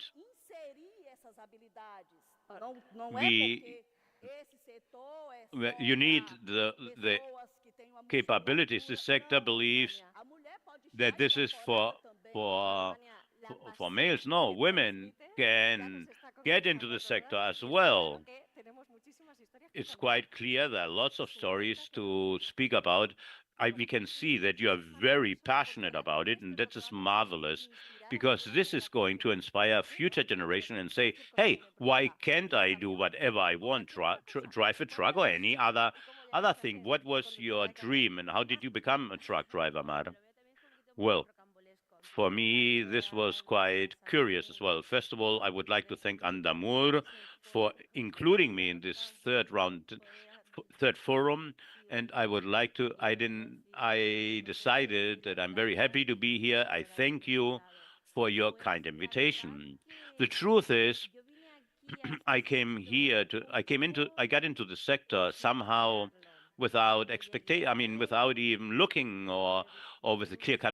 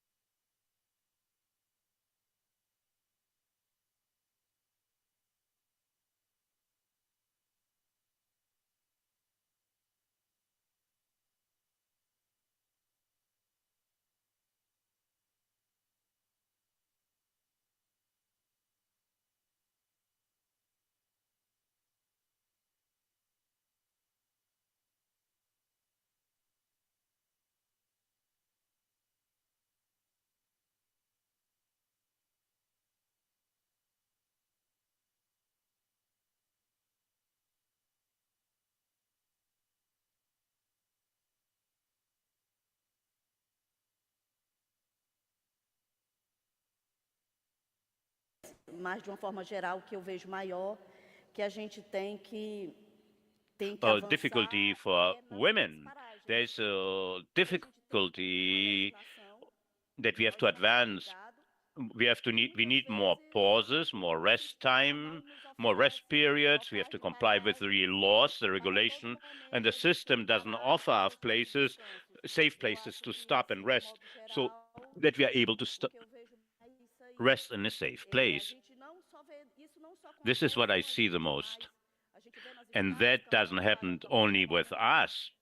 We see trucks that stop at any moment because they don't have enough time to rest, or there are not enough sufficient rest areas. And rest areas is part of security and safety on the road. I believe that we have to advance to improve that, since security affects everybody, and we defend that. We want security to be and safety to be improved. As women, we are somehow, we get to a service area, it's full. We want to get in, there's not enough parking space. We're also talking about safety and security. There are many males. They look at us. We realize once there are women, sometimes they really praise you. Simply the reason that there's a woman that drives, but many times we are scared, we are afraid, because there are different types of people and we don't know what to think about the look that we get. That is my response to your question. In the world, there are many people and we do not know what type of people they are, and we have to really be preventive. Today, fuel is very expensive. Diesel is now worth gold, but it limits our time and the way how we work. Once we get home, you are in a safe place. In your case, the truck is your home, and that security. Sometimes you have to make sure you have to take the safety belt and look through the windows. What is your reality, Mar? Do you face important challenges to believe there are lots of security or insecurity situation? Yes, but not only for women, for the men as well. At the end of the day, it's our security, and it's also security of our merchandise, the products that we transport. We have to feel safe in the rest areas. As my colleague stated, there has to be an equality also in security. In other words, we all face those problems. When we get to the service rest areas, we know we have to comply with our working hours, our driving times. We are forced to stop, and it doesn't matter if we are in the middle of a road, in a town, or in an industrial sector. I would also like the lady that just left that she should have listened to us. Yeah, we will send it to her. It's something which impacts on all of us, and the service areas are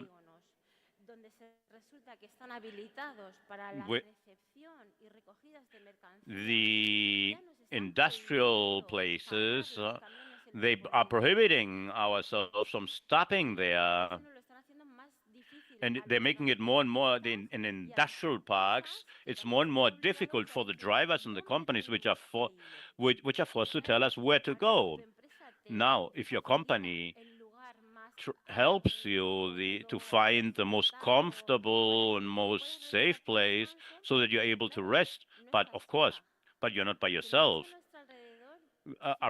We are surrounded by hundreds of colleagues which face the same situation. During the rest periods, they arrive and you have to stop and you have to park your vehicle, and we all find ourselves in the same space. So there's not sufficient spaces, not sufficient areas, and the little what we got, the little is, well, there for 10, 15 trucks, but during a night or during the day, thousands of truck drivers can pass by through the same service area. I drive very much the AP7. AP7 is the motorway, the highway from Valencia to Barcelona. There are 5 service areas to go and to return. It's a network in which thousands of trucks drive on a daily basis through. If you have only 20 parking spaces for each service area, how do you manage them? This week, I was very upset because in some of them, there are already cement blocks. So you believe you're going to go into a service area and a rest area for professionals, and then we find that we are not able to get in. And once I get there, with the 5 minutes that I have left to finish my working hours, and then I find this cement blocks where it's absolutely prohibited to get access to. What do I do? Do I continue? Do I stop? Do I stop on the sidewalk? Because what am I going to do? This is what happens every day. But how can I organize myself? You find similar problems? You're talking about the Mediterranean arc.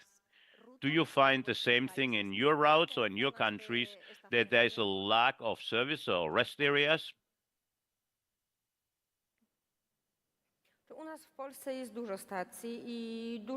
In Poland, there are many service areas and rest areas and parking spaces which are protected. There's no problem whatsoever. But between Valencia and Barcelona, it's a tragedy. It's very complicated to park during the night and to rest. For us, in my case,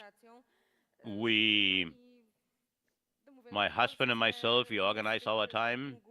However, the distances between the areas are very large. In Poland, there are many rest areas, France as well.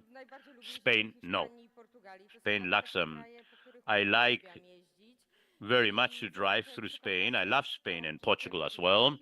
But when I look for work, I try to look for those destinations, Spain and Portugal. So Spain has to improve within the parking areas. What is your vision? Or how is the situation in Morocco mainly, or in England? Alors, notre société future transatlantique nous a toujours cherché notre confort de sécurité de nous et de la marchandise. C'est pour ça they always look for them, for this and the merchandise. That is the reason why we have safe areas. And then before we leave, I'm asking so that what is the best to be a truck driver? You say it's your passion. Esto es lo que va a inspirar a otras generaciones. This is what's going to inspire another generation. Eu me sinto com mais liberdade. Eu até digo, as pessoas às vezes até perguntam, Normânia, tu dirige um caminhão? Eu digo, é melhor do que dirigir um ligeiro. Você tem a sensação ampla, né? You have a wide impression, and well, I like thinking a lot, and one can see all the different angles, the dead angles, also when you have the sensation of looking at the horizon, to see how far you can go, and your thoughts flow. It's a kind of state of mindfulness as you drive. I really love the idea. So what sensation do you have when you go driving in your truck and that makes you really happy? Why do you like being a truck driver?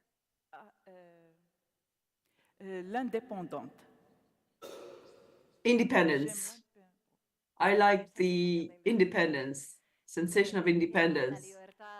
Freedom, independence, being able to think. What about you? Why do you say, yeah, you wouldn't try any other job except driving?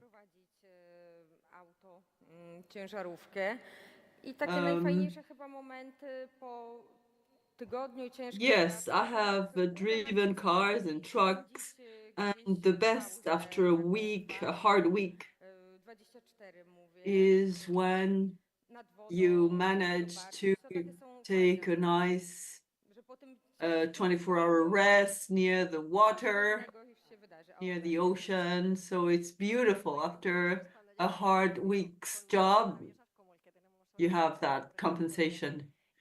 I see. And what about you?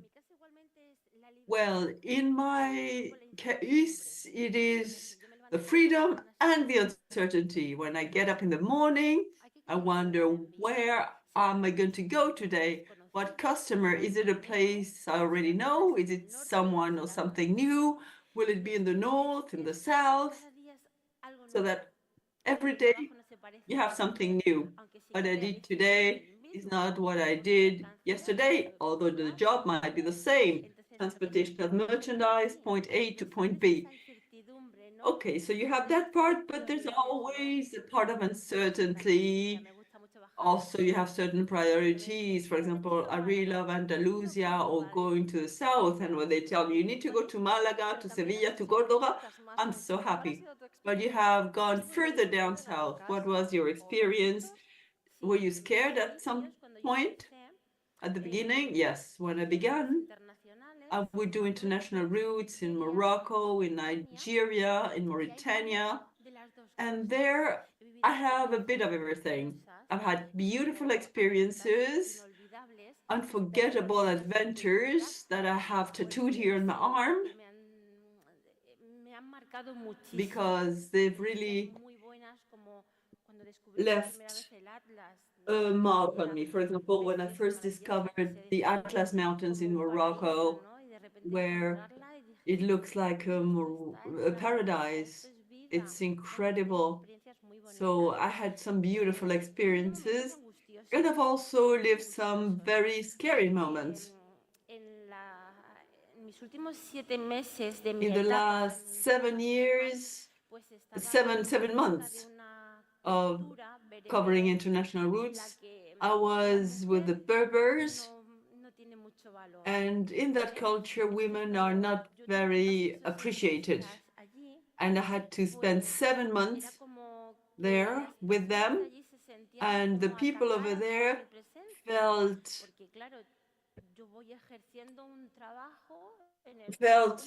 kind of violent. They felt that I was being aggressive because I was used to moving around as a woman. I have a training. I load and unload the merchandise. I have a training for that, and I know exactly how I will load that merchandise to cover thousands of kilometers. But I had to tell people in the warehouses how to go about it. I want this like this, I want this and that. And they would look at me and think, let her shut up. We're going to do it our own way. That's it. And what did you do? How did you manage that? Well, at the beginning, it was hard. But then when they see how professional we are, when the way in which you manage things is effective and it doesn't create problems, then they adapt. They think, well, she knows what to do. She's the one who is going to carry it. So other times they just wash their hands and they say, okay, she is in charge and we don't want to know anything more about it. We have mentioned priorities and especially safety. How do you manage hygiene, for example, or feeling safe? Eu adotei alguns métodos. Eu venho de I have adopted a number of methods. I come from a countries where there's loads of criminality, and people end up assimilating that on a daily basis. You try to always park in places that are nicely lighted among other trucks. And still another thing is to look for example, showers or bathrooms where there's nobody. Because the thing is that you're in a multitude of people that you don't know, so what do you do? So what I think, you better park near the bathroom and always keep an eye open when you go in and out. Because the best thing would be if the bathroom for women are at a greater distance. from that of men. And sometimes men go into women's bathrooms or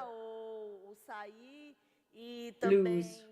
So you need to check who goes in and out. You also need to take a look at the hygiene because people are sometimes É uma casa de banho que você está na estrada, ela não tem uma because the bathrooms are on the road, on the highway.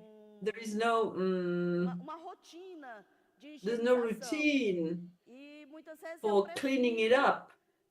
And so sometimes I prefer to go to a bathroom somewhere else on the road because I don't feel safe.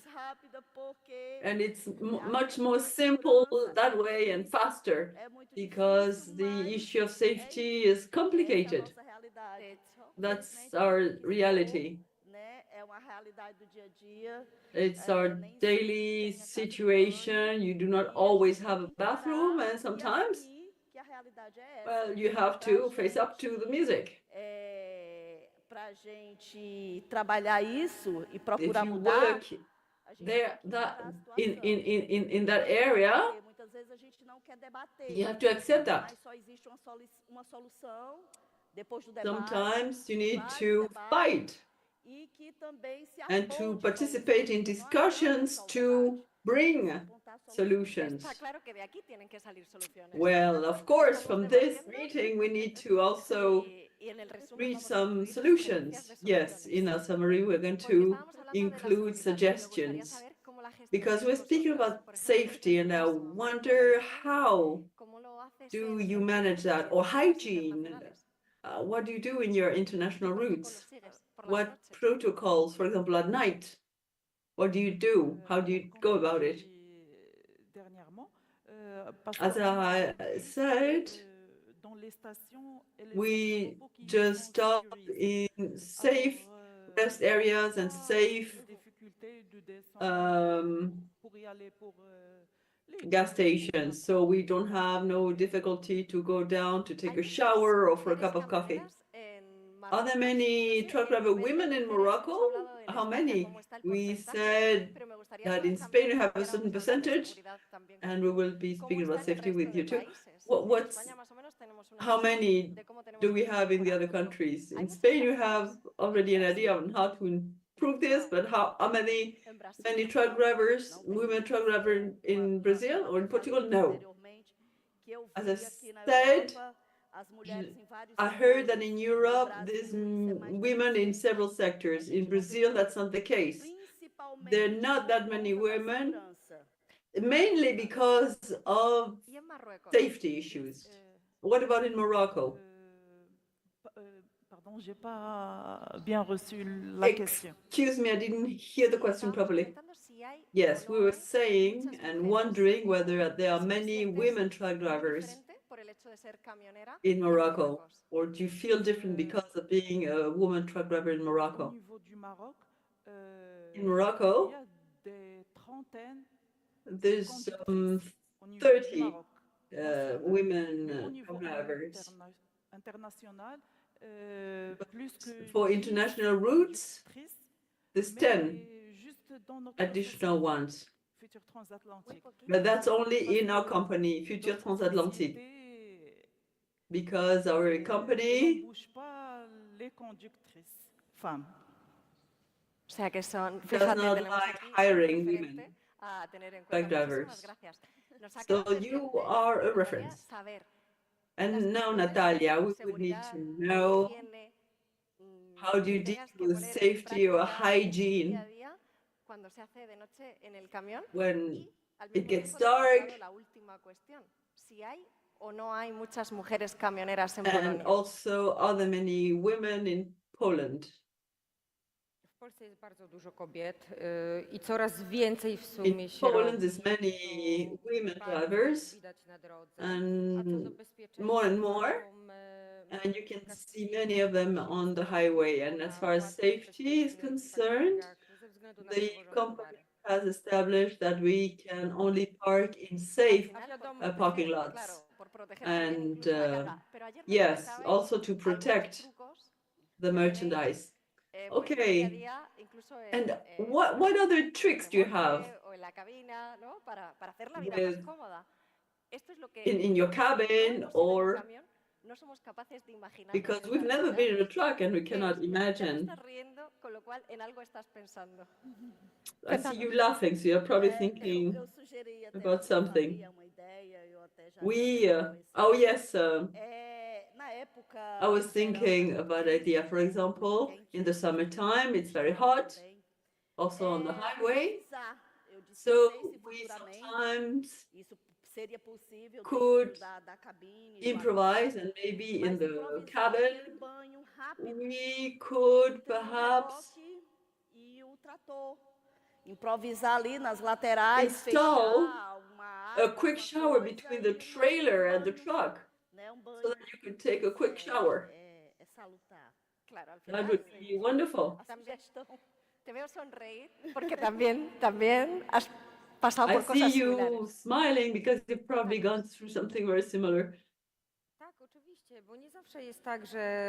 Yes, indeed, because we don't always have a shower. Sometimes in a rest area you have a shower, but sometimes the shower doesn't work. Jakieś zimno, no to możemy sobie nagrzać. I ja zamówiłam sobie taki prysznic turystyczny i spokojnie można sobie dać radę. I have a portable shower and we do that. Also, if you want to dry your hair, we have a hair dryer. It's like being at home almost. Well, I go to many countries, to the UK, to Germany, to the Netherlands, and always Spain and Italy. And the only problem that we have is the showers. There's only one shower.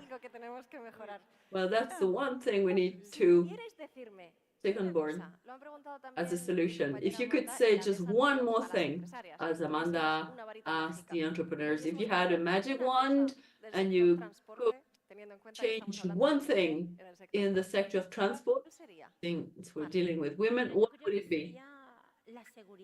I think it would be safety. Safety for the driver. And I think that's something that we should all bear in mind. In Spain, Andamur is an example of good of care. They always provide different facilities, but the gas station or the service station that I have nearest my place is Guarroman, near Jaén. And for me, that's being home, because that is where you can feel calm, where you have the right, safe rest places, where you have different showers for men and showers for women. And I think that it should be a model for everyone.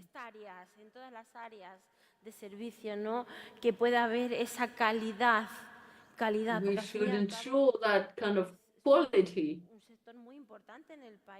because at the end of the day, we are an important sector. We need to be taken care of, and as Andamur does. And I think that they would be the perfect model for everyone, because this is where we feel at home. No better ideas for our host. Let us feel at home wherever we are. So, what would we change in the sector of transport? Well, take a look at what Andamur does. And what would you change? Je confirme ce qui dit notre collègue. Yes, I can ratify what our colleague just said. Andamur does a great job. They provide a washing machine, a gym, showers, are formidable.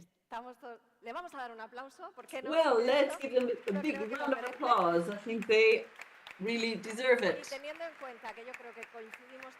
And I think we agree on the fact that the service and gas stations that Andamur provides are like a home. What other things would you? Że bezpieczeństwo. Same thing as my colleagues, safety. Yes. Better facilities, and well, bearing these 3 points in mind, we are going to say goodbye before inviting other people who can think about other possibilities in the future as truck drivers, women truck drivers. You need to bear in mind that you all have families, many of you have children, teenagers sometimes. Have you able to combine this with this very demanding job where sometimes you are days or weeks on end outside your home? So, as was said before, conciliation needs to be for men and women. So, what message would you convey to those women who have doubts about becoming truck drivers? I think we are working towards women not having to ask themselves that kind of questions. I think that if we want this sector to be attractive, as in my case, when I first took a first look at it, I didn't have to wonder what does it have for me. But I think what I thought is I really like it to begin with. And if you allow me, let me add that perhaps we can change the respect due to this profession, because as was said before, when we arrive after many kilometers and days at the point of destination, our customers use us as a kind of warehouse. They say, listen, I don't have a space for you right now, why don't you park, and then I'll call you.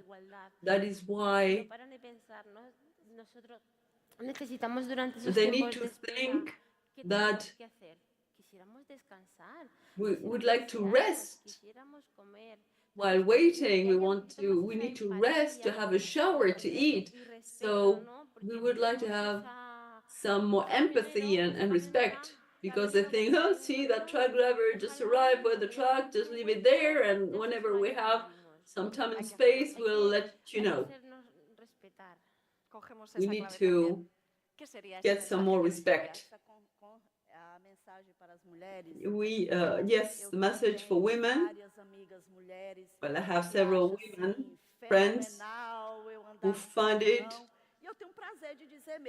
wonderful. Porque no Brasil é carreta. Aqui é atrelado. Eu conduzo uma carreta. E elas perguntam, elas têm a curiosidade.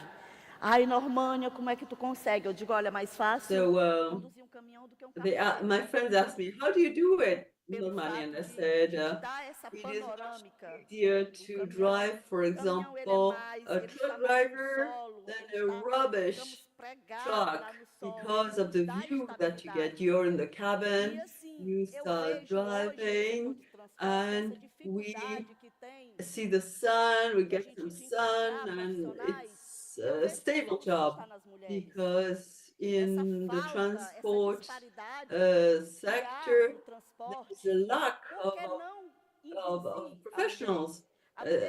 So there's a lack of equal rights. Why don't you invite women to join?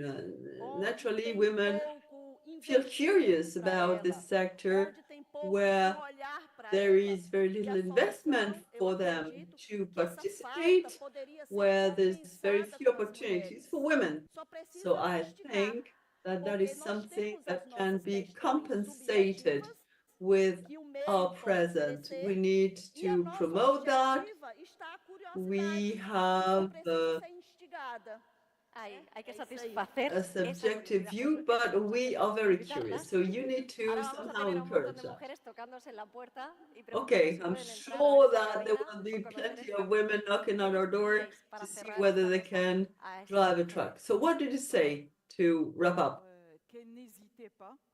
Well, I would tell them not to hesitate, to love this job, and then to have a professional approach. And I wish you all good luck, women in the world and in Morocco. Thank you very much for that advice, Natalia. What would you tell women, especially those who are considering the possibility of driving a truck and who are a little bit afraid or feel a little bit reticent? Żeby się nie poddawały. To jest naprawdę ciężki zawód I would say do not give up.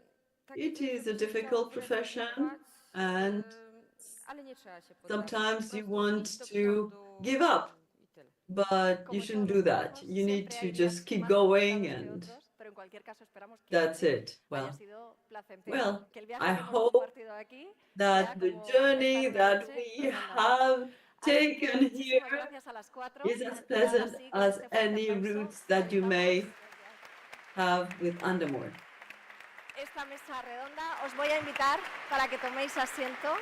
Okay, so let us now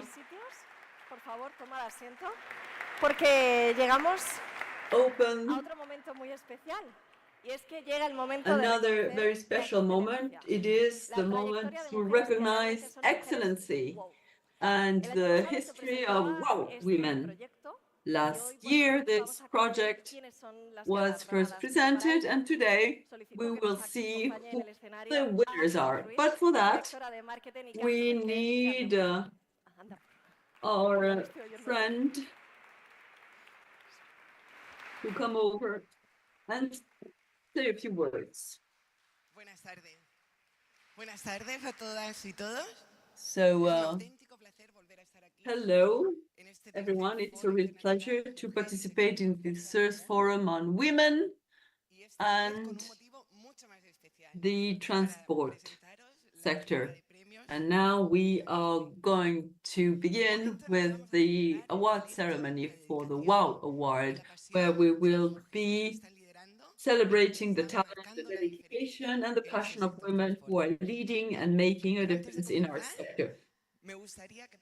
But before continuing, I would like to reflect on what this WOW prize is for you. WOW Women on the Way was born as Andamur's unwavering commitment to equal opportunities in the transport sector. The umbrella that would house all our initiatives to give support and recognition to women in transport. But what started as a commitment today, it is a movement.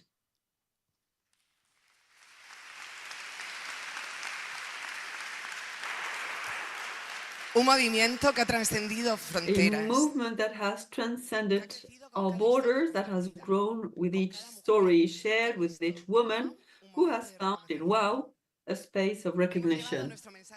We have taken our message to Portugal, Poland, Morocco, as well as continuing to consolidate ourselves in Spain. We have created meeting spaces, promoted conversations, and strengthened a community that is growing every day and which has been joined by hundreds of companies and women.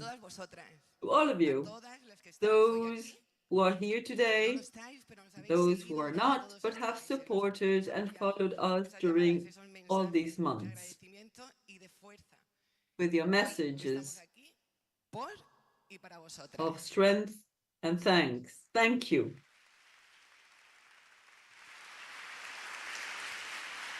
Y sin más dilación, vamos a dar paso al gran momento del And without further ado, let's move on to the big moment of the day. Let's move on to the WOW Awards ceremony.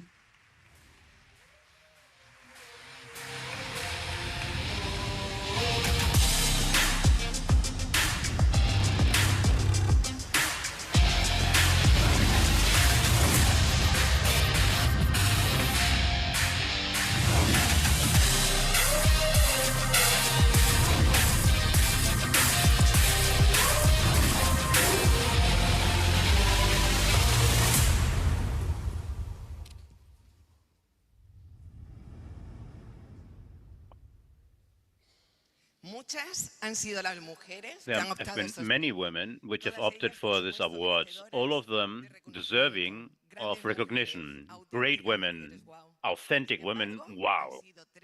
But there have been, however, 3 that have been selected by our jury that with objectivity and rigor, they've assessed and evaluated all the candidates. They are the ones which are going to give the award. Prize, award on a life on wheels. Natalia Blanco, also Mrs. Betancourt, Association of Road Association in Galicia, responsible and in charge of international relations in Andamur.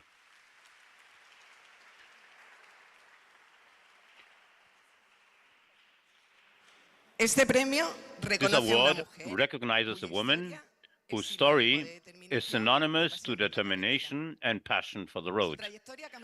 Her professional career started in 2010 when she got into a truck accompanying her husband. But what started in the co-pilot seat turned into her own travel. She took over the steering wheel and she was driving, and she started to drive long routes. Her ambition and spirit to grow has led her to become the owner of 4 trucks and to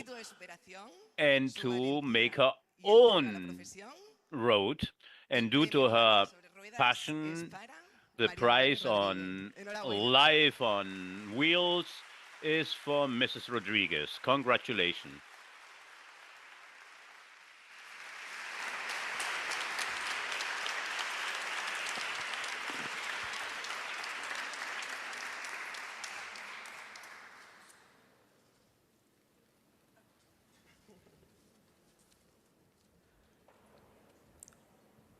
Hola a todos. Hello. En primer lugar, dar las In gracias first place, to thank Andamur and for the creation of the WOW initiative, and thanks to all of you. Maria Dolores, here, perhaps you want to tell us a little bit more about your story. Yes, you remember what you said in that video. I'm already 15 years in the transport sector. I was driving 8 and 9 years international routes, Germany, Holland, and many other countries. Then I had my small girl and I had to leave the truck because it's very large. With 3 years, I left her. And a beautiful girl. She is here as well.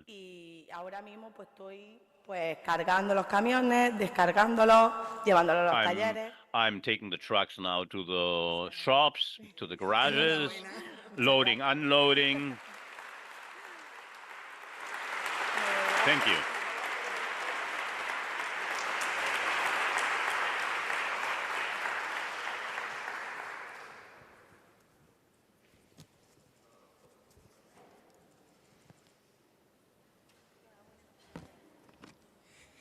Premio a la gestión innovadora. Award to innovative management. Mercedes Clement provides the award, the director of Cesafon, and Andrea Garcia, who is in charge of innovation in Andamur.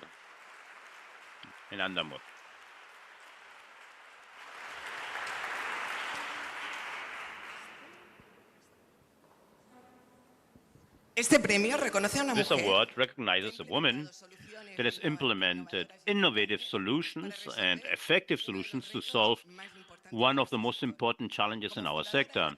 As a founder of the first road merchandise transporters in Almeria, she has linked, organized, and strengthened SMEs and autonomous workers, driving innovation, digitalization, and sustainability in the sector.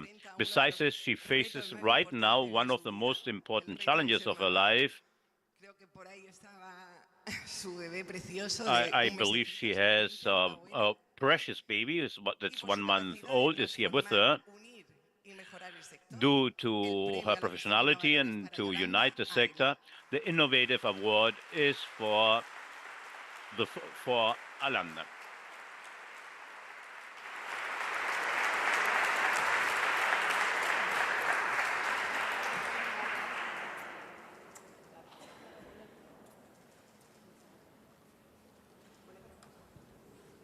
Bueno, pues buenos días a todos.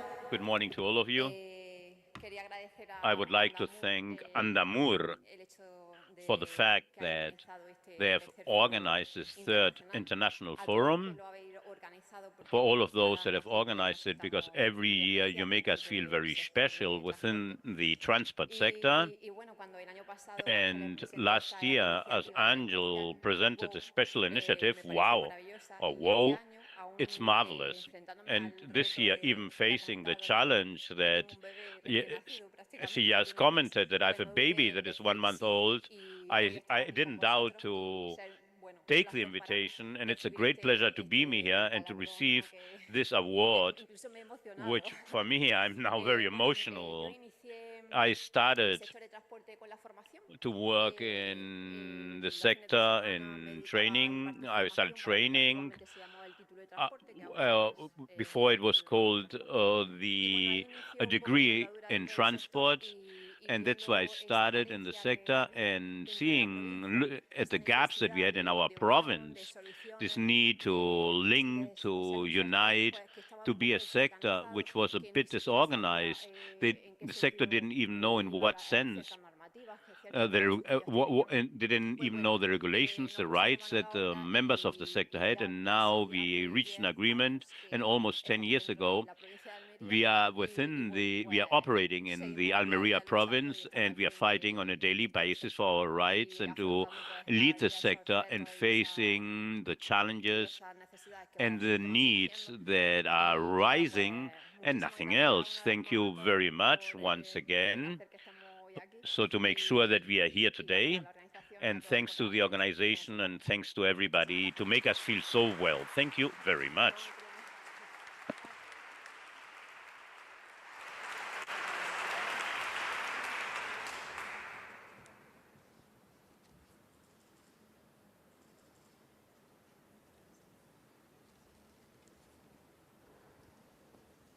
Premio a la trayectoria empresarial.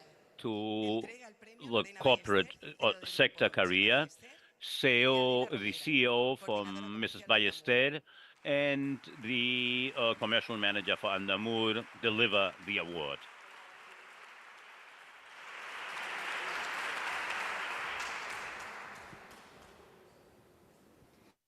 Nuestra galardonada comenzó su carrera en 2006.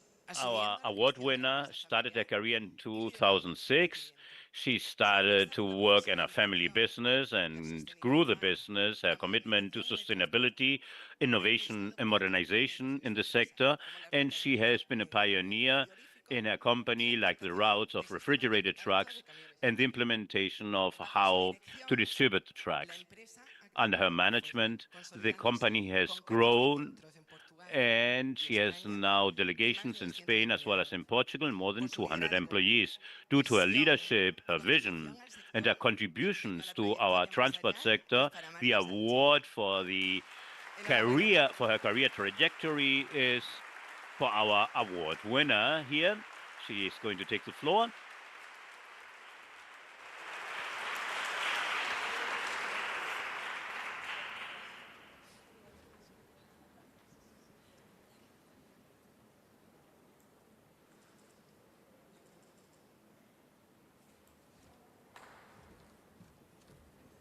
Pues otra vez aquí. Once again here. Thank you very much. The truth is that myself, as a representative of the family business, I have to start to thank my family. I'm very emotional. Whenever I speak of my father, I become very emotional. The truth is that family businesses have a component which I believe is quite important to represent. I remember when I studied in college and they forced me to return to Merida by truck, and I was saying, oh my God, Mama, my father, what does he make me do? But when I had to become charge of the company, I didn't know anything about the transport sector, but I knew all the drivers because every weekend I would go with Paco Peñas and with all the other drivers. They would drive me back and forth. And for me, it's very important what makes out of this project so important, which is to provide visibility to the sector, which is a beautiful sector. It's a sector which has been very mistreated. And now I believe it's a moment that all of those that are in this sector, we should provide our voice and inform about our problems and challenges, which are many, but it's a sector of professionals, of people, a sector which more and more looks into a future which I believe is quite passionate. I would also like to thank my team, those that have been, that are and will be there. Without them, it would have been impossible. To all our clients which trust us, and to my family, because the reason is it's very important. We spoke yesterday about it. We need an environment and people that support you in a sector which forces you to stay many hours out, especially to my kids. I have 4 kids. I don't know if one of them will work in my sector. I had my example with my father, who was very passionate about this job. Whenever he could, he would go into the truck. My first international drive was on a truck to Holland. I will never forget the trip. I'm trying to teach my children and to work in something that you're passionate about really it provides you with lots of rewards. Thank you very much. Thanks to the organization. Thank you.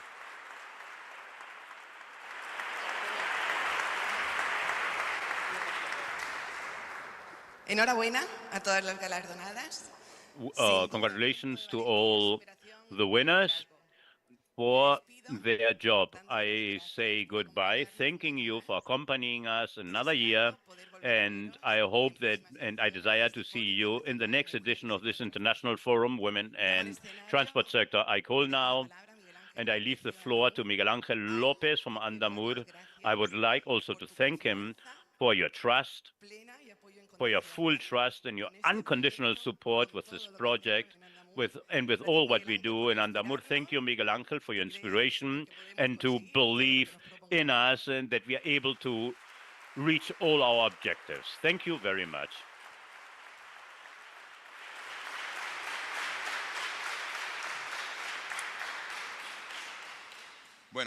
Well, to thank all of you for participating in this forum. Thank you, Ángeles, to start this project, for providing us with the opportunity in Andamur to defend this project with you, to all your team for your hard work during all these years, to turn this project into a reality, the repercussion that it has in the media, and how attractive it is for all the people that are here.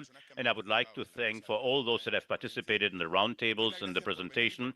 I thank you for coming and participate, but especially I thank you because you are the source, our source to learn. So to all of those that are here, that are looking and seeing us on streaming, I've learned a lot today. I've learned from all of you, from all the efforts that are carried out to manage a company, to be in management, to drive a truck, each of the tasks that the women have that have accompanied us today. And they do it with so much solvency, with so much drive, and so much pride and success. Why not? I also thank you for the opportunity to learn. Today, I've gathered the following from the corporate side. You are thinking about how to make the professions more attractive, how to attract women talents, and how to attract it to your own companies.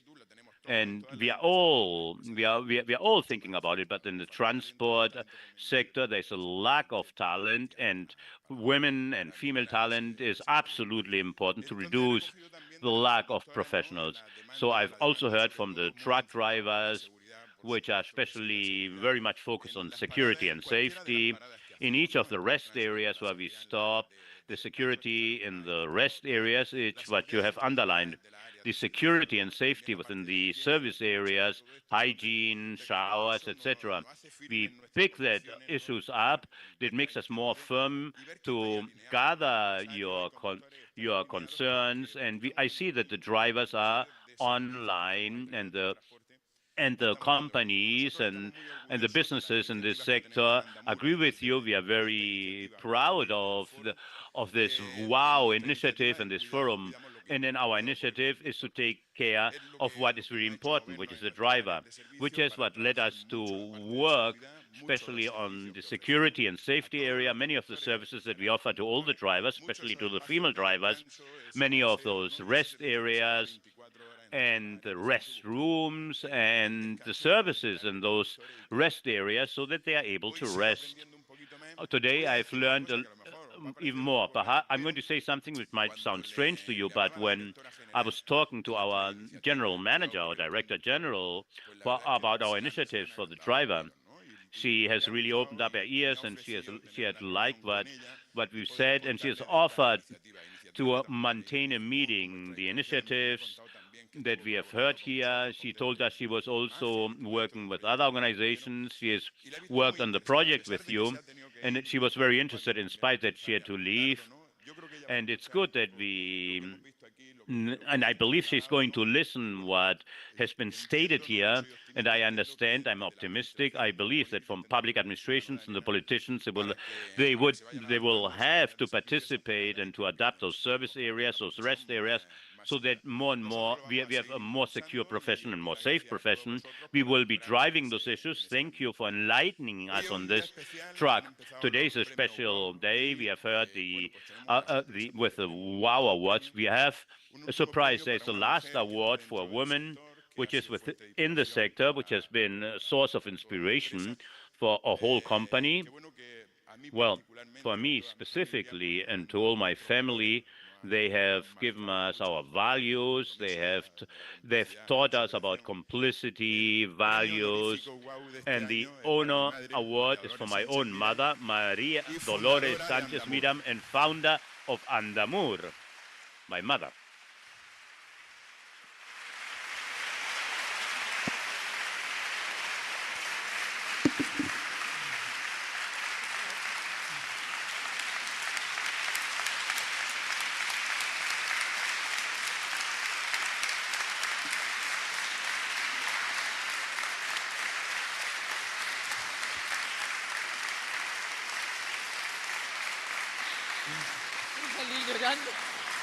I'm crying. This role, my father had the role of crying, but now, well, he was crying somewhere else. Since I don't see that she really wants to talk right now, I would like to tell all of you, and with this I will close and finish. My mother is a businesswoman because her mother was already a businesswoman. I'm lucky enough that my father was a businessman because her mother was also a businessman. So I say in all the forums, I'm lucky enough that both my grandmothers were women and businesswomen and pioneers in her time and very ambitious. I close it. Thank you for your attention. It has been a pleasure to be here with you. It has been a pleasure to have this forum, and I hope I see you next year. Thank you very much.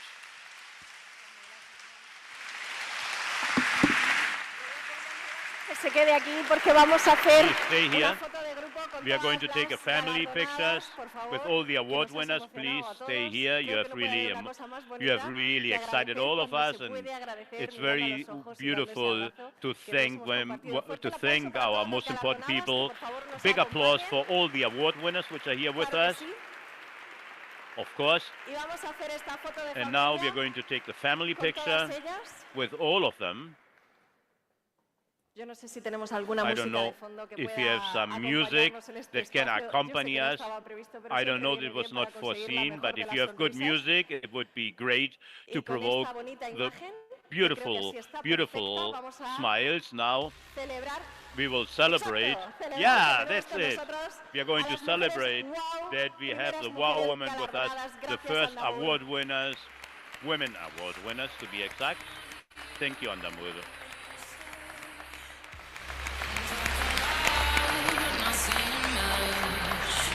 A continuación voy a pedir que nos acompañen también. I'm going to ask you that all the speakers, Isabel, and all the members of the round table, all the women, the truck drivers that have been with us, to come here to the top. Amanda, come up here. And please come up here so that we have a complete family pic. Family picture, of course.